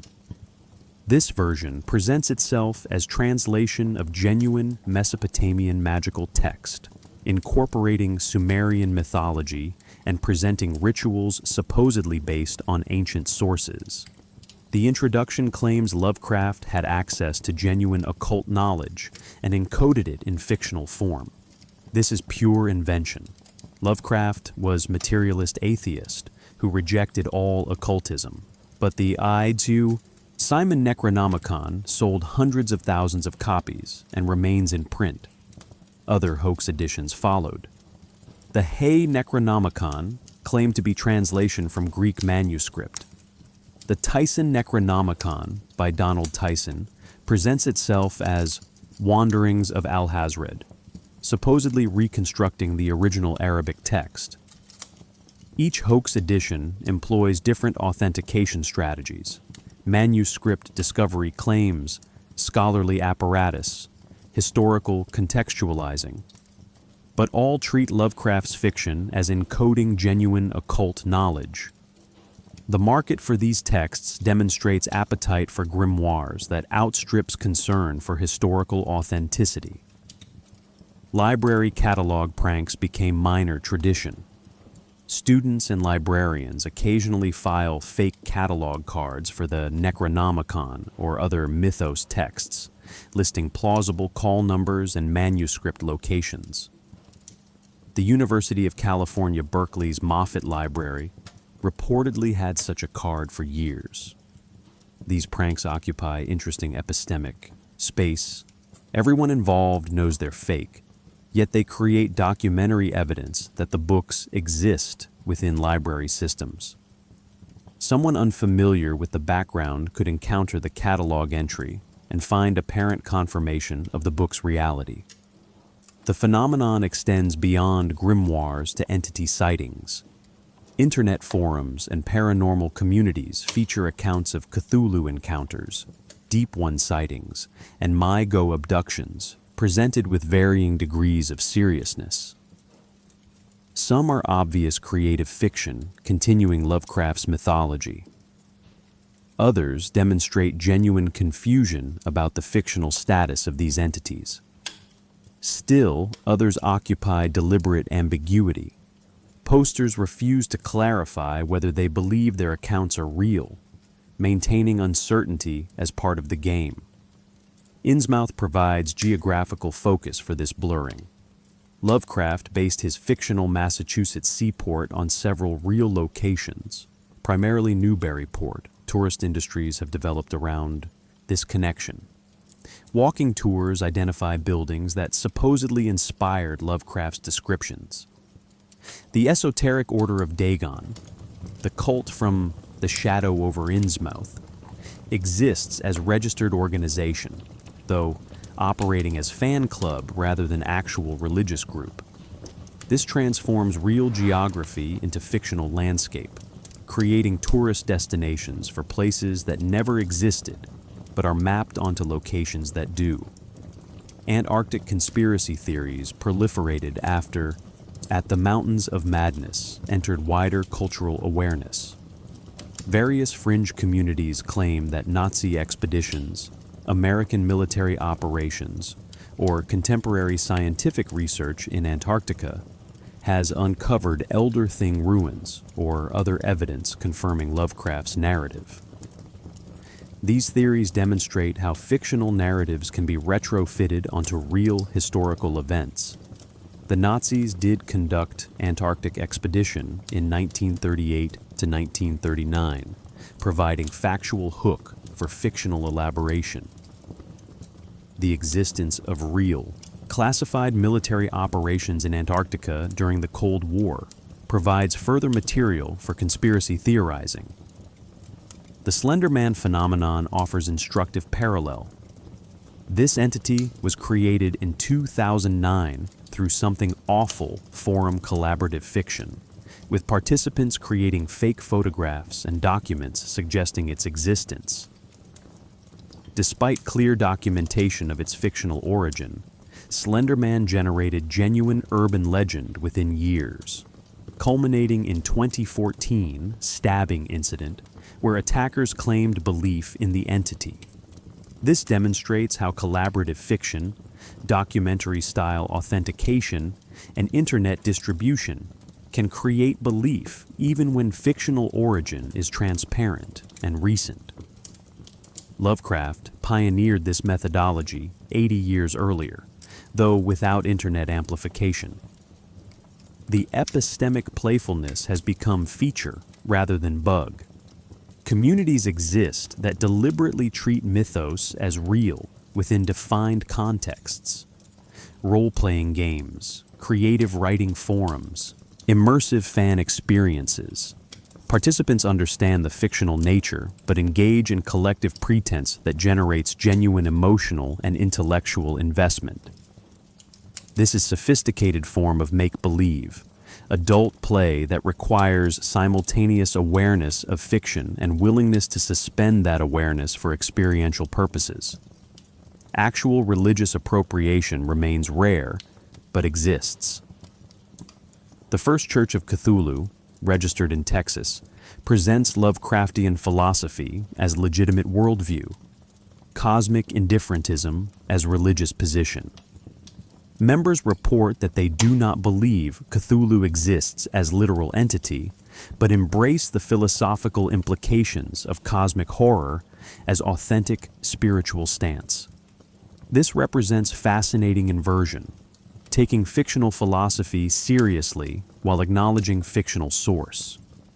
The mythology becomes vehicle for expressing genuine nihilistic or pessimistic worldviews that lack other cultural frameworks. The digital age has intensified these dynamics.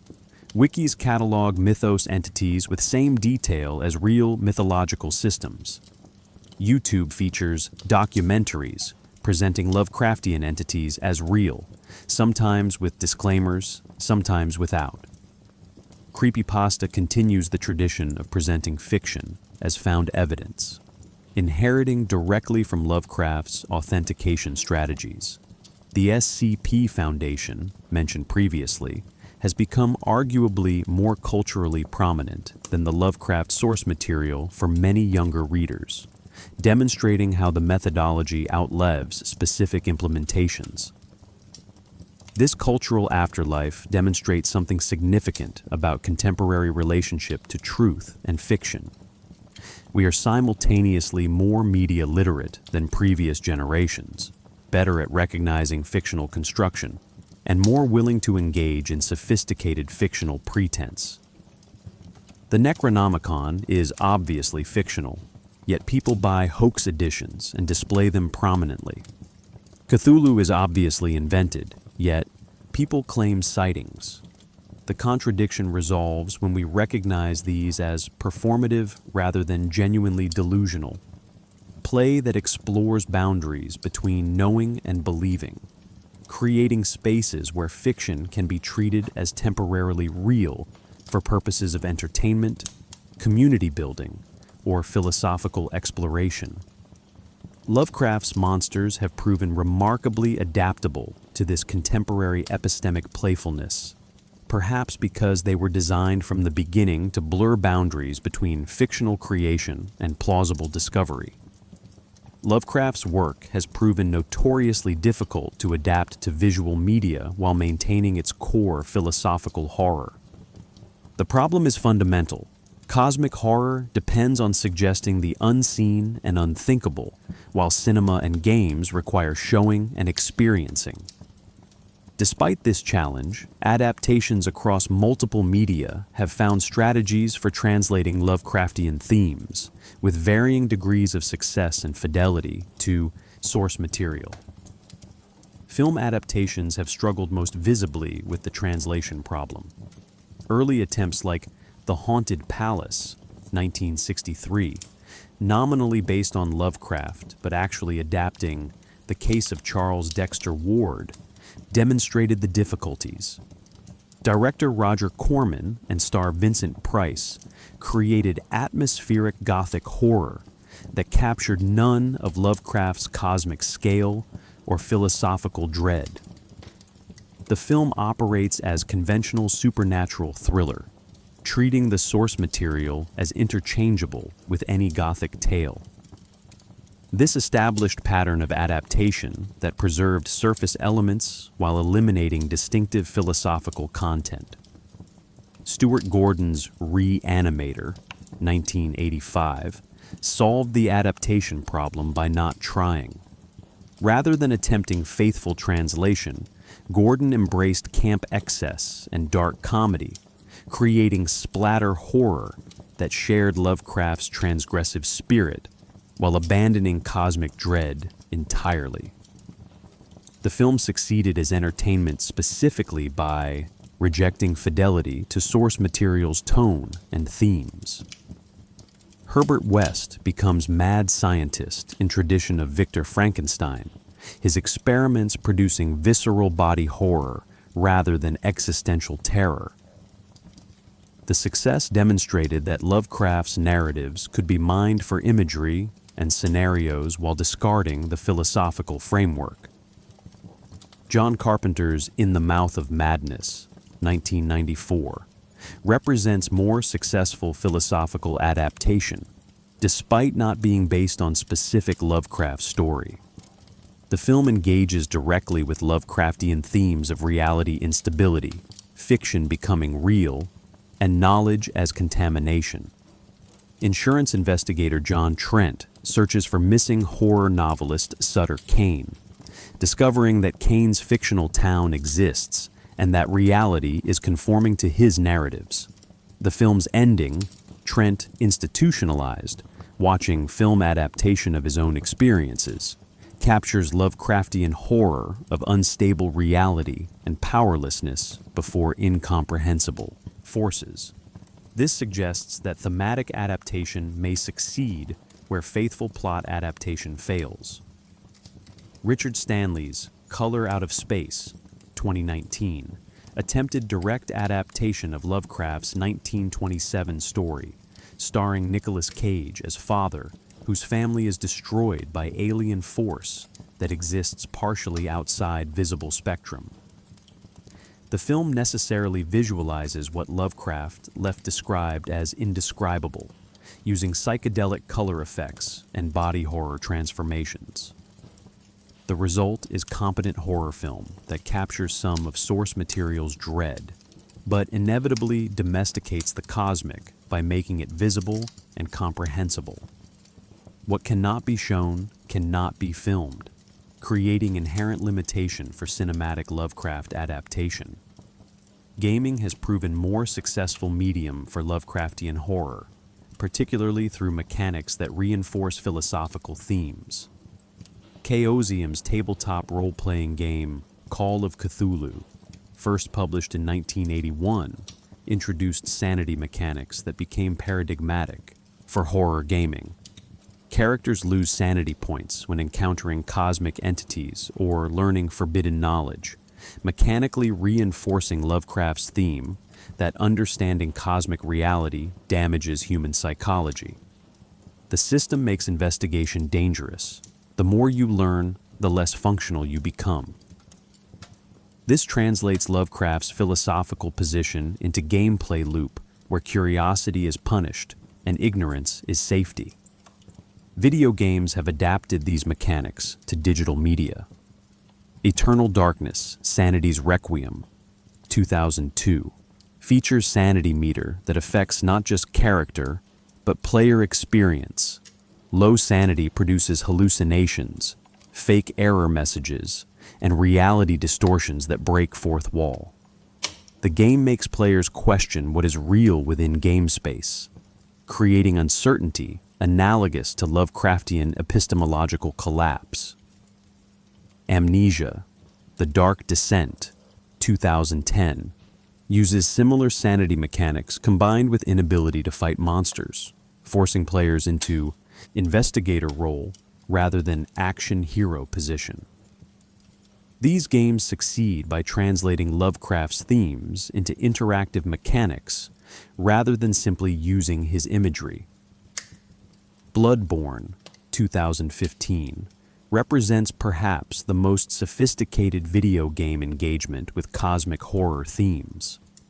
Director Hidetaka Miyazaki created action RPG that begins as gothic horror, but gradually reveals cosmic entities manipulating reality. The game's structure mirrors Lovecraftian revelation.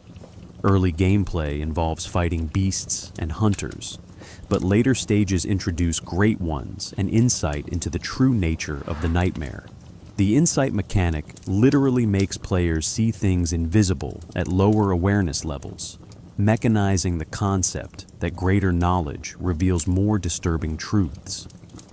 The game demonstrates how Lovecraftian philosophy can structure entire gameplay experience rather than serving as surface decoration. Music has engaged Lovecraft through multiple genres.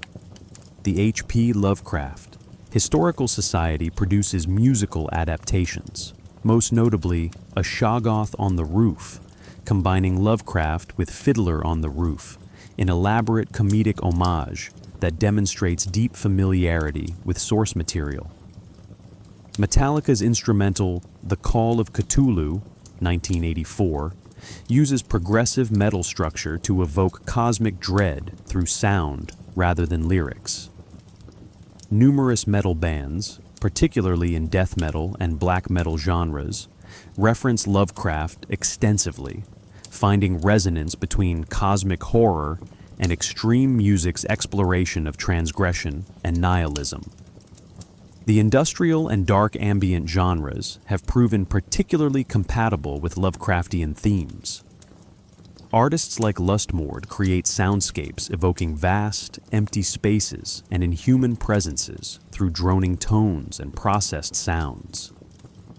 These works avoid literal musical representation of monsters in favor of creating sonic environments that evoke similar emotional responses to Lovecraft's prose. Unease, vastness, alienation.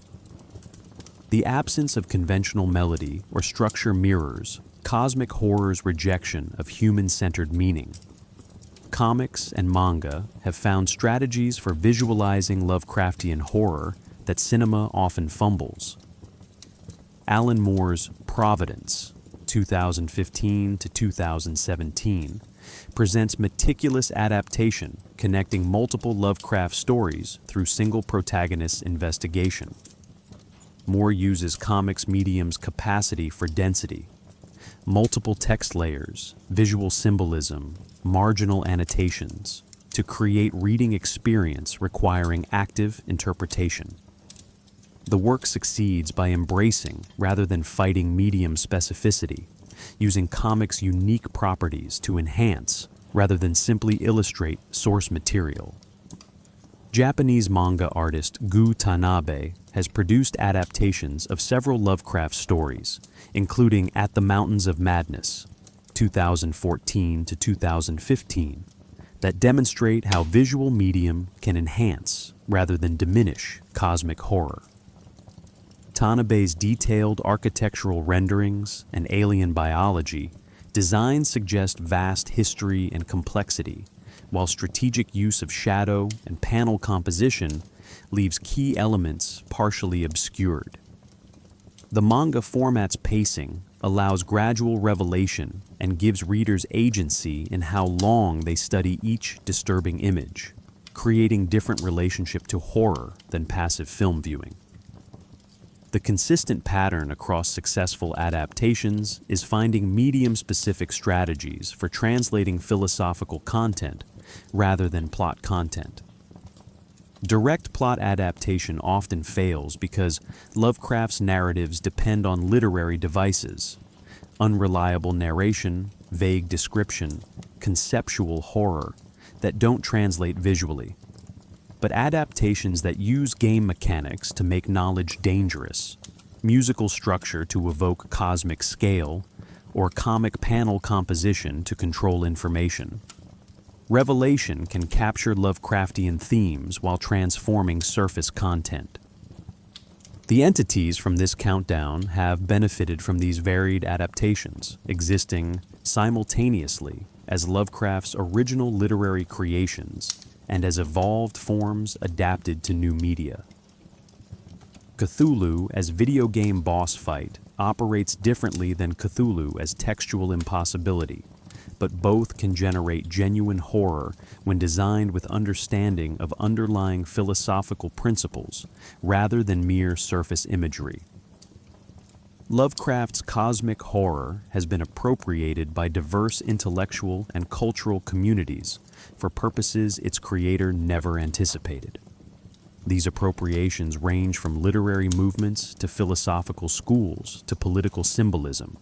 demonstrating the mythology's flexibility and its capacity to express contemporary anxieties that Lovecraft himself did not directly address. The new weird literary movement emerged in the 1990s and 2000s as self-conscious evolution beyond traditional weird fiction. Writers like China Miéville, Jeff Vandermeer, and K.J. Bishop acknowledged Lovecraft as foundational influence while attempting to strip cosmic horror of its reactionary politics. Miéville's Perdido Street Station, 2000, features reality-warping entities and incomprehensible alien geometries deployed in service of Marxist urban fantasy rather than conservative dread of miscegenation. Vandermeer's Annihilation, 2014, uses Lovecraftian environmental horror to explore ecological collapse and anthropogenic change rather than fear of racial contamination. The new weird represents critical appropriation, taking Lovecraft's literary innovations while explicitly rejecting his politics. This political reckoning has intensified in recent years as Lovecraft's extensive racism and anti-Semitism have received greater critical attention. His letters contain appalling racial invective. Stories like The Horror at Red Hook, 1925, are barely disguised xenophobic screeds against immigrants. The Shadow over Innsmouth codes miscegenation anxiety as literal monstrosity. Contemporary writers and scholars must navigate this heritage, separating cosmic horror as literary technique from Lovecraft's personal bigotry. The World Fantasy Award, which featured Lovecraft's bust as trophy from 1975 to 2015, was redesigned after advocacy from writers of color who found honoring such a racist author unconscionable. Academic philosophy has found unexpected resources in Lovecraftian horror. Eugene Thacker's trilogy, Horror of Philosophy, 2011 to 2015, uses Lovecraft alongside medieval mysticism and Japanese horror to explore philosophical pessimism and cosmic indifference. Thacker argues that horror fiction provides resources for thinking about the world without us, reality independent of human cognition or existence. Lovecraft's entities become philosophical tools for conceptualizing radical inhuman perspectives, what Thomas Ligotti calls the malignantly useless. Graham Harmon's object-oriented ontology has engaged Lovecraft extensively.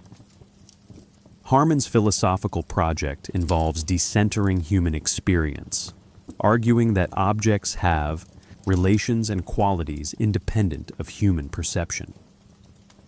In Weird Realism, Lovecraft and Philosophy, 2012, Harmon identifies Lovecraft as accidental philosopher, whose literary techniques inadvertently model object-oriented ontology's core insights. Cthulhu's incomprehensibility to human perception becomes model for how all objects partially withdraw from relations, remaining irreducible to their effects or qualities. This represents radical appropriation, using pulp horror fiction as source of serious metaphysical insight. The speculative realism movement broadly has embraced Lovecraft as kindred spirit. Philosophers like Quentin Melissu, who argues that philosophy must grapple with reality's radical contingency and indifference to human thought, find Lovecraft's materialist horror congenial to their projects. The weird realism approach suggests that Lovecraft's cosmic entities model genuine philosophical problems about realism, perception, and the limits of human knowledge, rather than simply being entertaining monsters. Eco-criticism and environmental humanities have found Lovecraftian horror newly relevant in the Anthropocene. The color out of space, where alien presence transforms and destroys ecosystem, reads differently in era of climate change and environmental collapse. At the Mountains of Madness, with its geological timescales and revelation of humanity's recent arrival, resonates with contemporary awareness of Earth's deep history and our species' brief tenure. Timothy Morton's concept of hyper-objects, entities so vast in temporal and spatial scale that they cannot be directly perceived, describes climate change in terms remarkably similar to Lovecraftian cosmic entities. The parallels are not coincidental. Both Lovecraft's fiction and contemporary eco-horror grapple with humanity, encountering forces operating on scales that exceed human cognitive architecture. Internet culture has transformed Lovecraftian entities into memes, a process that simultaneously diffuses and transforms their cultural meaning. Cthulhu for President campaigns have occurred in multiple election cycles, playing on cosmic indifference as satirical alternative to conventional politics. The phrase, "that is not dead, which can eternal lie," appears on merchandise dissociated from original context. Tentacles have become visual shorthand for cosmic horror, reduced to design element divorced from philosophical implications. This mimetic spread represents both success, cultural penetration to the point of recognition, and failure, reduction to decontextualized imagery. The religious and spiritual appropriation mentioned earlier extends into chaos magic and postmodern occultism. Practitioners of chaos magic, which treats belief as tool rather than commitment, have incorporated Lovecraftian entities into ritual practice. The argument is pragmatic. If belief generates psychological effects, fictional entities work as effectively as traditional ones. This represents ultimate postmodern twist, treating Lovecraft's deliberately fictional mythology as functionally equivalent to historically developed religious systems because effectiveness rather than truth becomes criterion. Gaming culture's appropriation extends beyond specific game adaptations. Lovecraftian has become genre marker, indicating specific types of horror, incomprehensible entities, sanity mechanics, forbidden knowledge, tentacles. Numerous games claim Lovecraft influence without engaging his philosophical themes, using cosmic horror as aesthetic rather than conceptual framework. This has created split between Lovecraftian as marketing label and cosmic horror as philosophical position, with many works called Lovecraftian bearing only superficial resemblance to source material's concerns. Academic conferences and journals now regularly address Lovecraft and cosmic horror. The annual Necronomicon convention in Providence combines academic papers with fan celebration. Journals like Lovecraft Annual publish peer-reviewed scholarship treating Lovecraft with seriousness previously reserved for canonical literary figures. This academic legitimation has both benefits: serious engagement with his literary innovations and philosophical implications, and costs: potential domestication through excessive familiarity and academic normalization. The diverse appropriations demonstrate cosmic horror's adaptability as conceptual framework. Lovecraft's specific reactionary politics can be separated from his literary innovations in depicting cosmic indifference and epistemological limits. Contemporary writers, philosophers, and activists have found ways to deploy Lovecraftian horror toward progressive ends: environmental awareness, anti-capitalism, critiques of anthropocentrism, that Lovecraft himself would likely have found appalling. The mythology has proven remarkably resilient through these transformations, suggesting that its core insights about humanity's cosmic marginality and knowledge's limits possess genuine philosophical validity independent of their creators' prejudices. The entities in this countdown continue to proliferate across these varied contexts, serving as vehicles for contemporary anxieties that Lovecraft could not have anticipated but that his literary techniques prove surprisingly capable of expressing. Why do Lovecraft's monsters persist nearly a century after their creation? The question requires examining both historical contingencies and deeper philosophical resonances that make cosmic horror peculiarly relevant to contemporary experience. The entities endure not despite their strangeness, but because of it, offering frameworks for anxieties that conventional horror cannot adequately express. Cosmic horror emerged during the collapse of Victorian certainties, but has found renewed relevance in the 21st century's secular, scientifically informed culture. The death of God as organizing principle for meaning and morality creates vacuum that Lovecraft's universe fills with something more terrifying than divine absence. Cosmic presence that makes divine absence irrelevant. In a universe containing Azathoth or Yog-Sothoth, debates about God's existence become quaint. The question is not whether higher powers exist, but whether those powers notice or care about human existence. Lovecraft's answer, they do not, provides framework for atheistic existential dread that conventional atheism's optimistic humanism fails to address. The Anthropocene has made Lovecraft's temporal scales newly legible. Climate change operates on geological timescales while producing effects within human lifetimes, creating temporal vertigo similar to Lovecraft's deep time revelations. When scientists discuss Earth's sixth mass extinction or invoke timescales of hundreds of thousands of years for atmospheric carbon persistence, they evoke the same dizzying perspectives that Lovecraft deployed for horror. At the Mountains of Madness, with its casual invocation of hundreds of millions of years, feels less like impossible fantasy and more like accurate modeling of Earth's actual history, in which humanity is recent and likely brief phenomenon. Ecological collapse provides contemporary analog to Lovecraftian horror. The Color Out of Space depicts ecosystem transformation by force humans cannot understand or control. Contemporary environmental degradation, ocean acidification, topsoil depletion, pollinator collapse, involves human-caused processes operating at scales and through mechanisms that exceed individual comprehension, despite scientific documentation.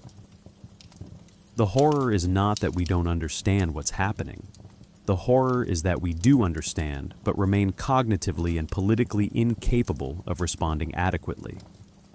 This is Lovecraftian structure, knowledge that cannot be integrated into action, understanding that leads to paralysis rather than empowerment. Information overload and epistemic crisis create conditions remarkably similar to Lovecraft's knowledge as contamination theme. Contemporary experience involves exposure to vastly more information than human cognitive architecture evolved to process.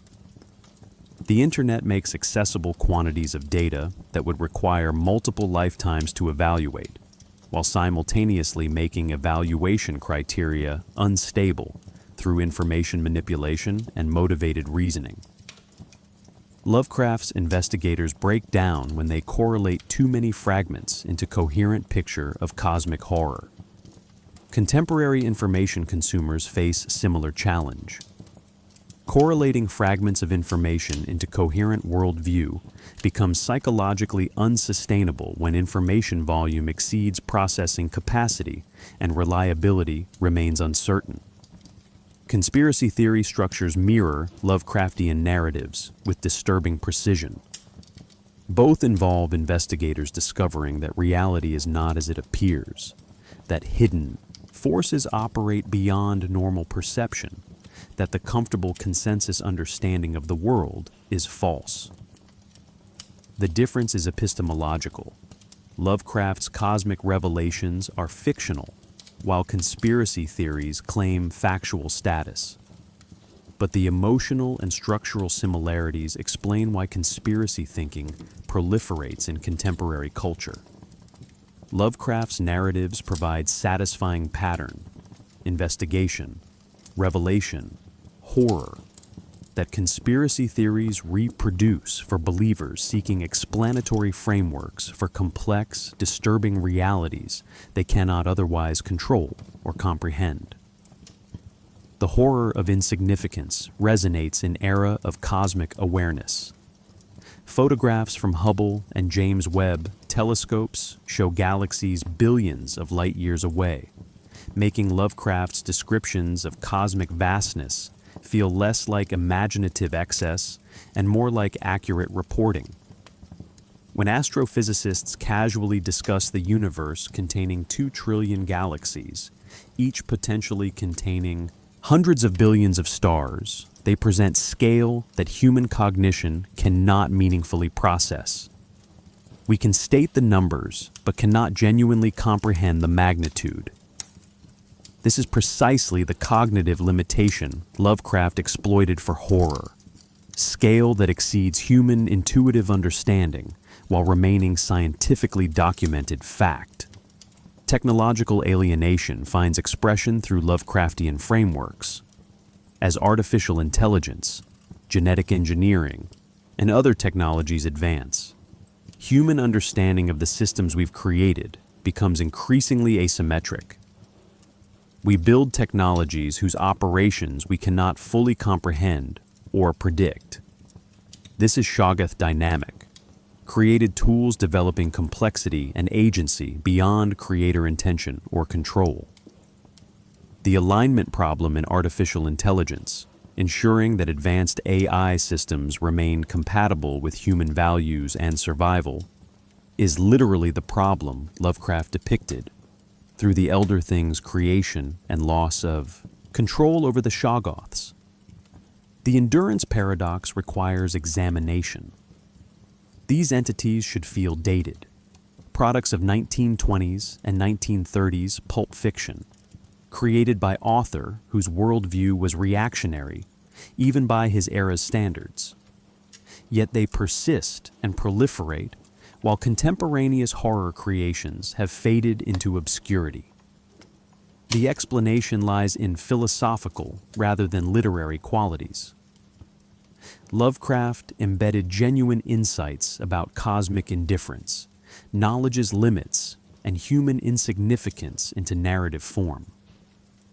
These insights remain valid regardless of their creator's personal failings or the specific plots that express them. The philosophy outlives the fiction that contained it. The comfort of cosmic horror presents final paradox.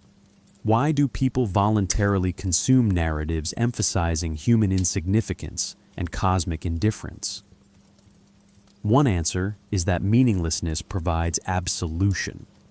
If the universe has no purpose, then human failure to find meaning becomes cosmic condition rather than personal inadequacy. Lovecraft's vision absolves humanity of responsibility. We are not defective for failing to find cosmic meaning because there is no meaning to find. For individuals experiencing existential anxiety in a meaningless universe, Lovecraft's explicit articulation of that meaninglessness can feel validating rather than terrifying.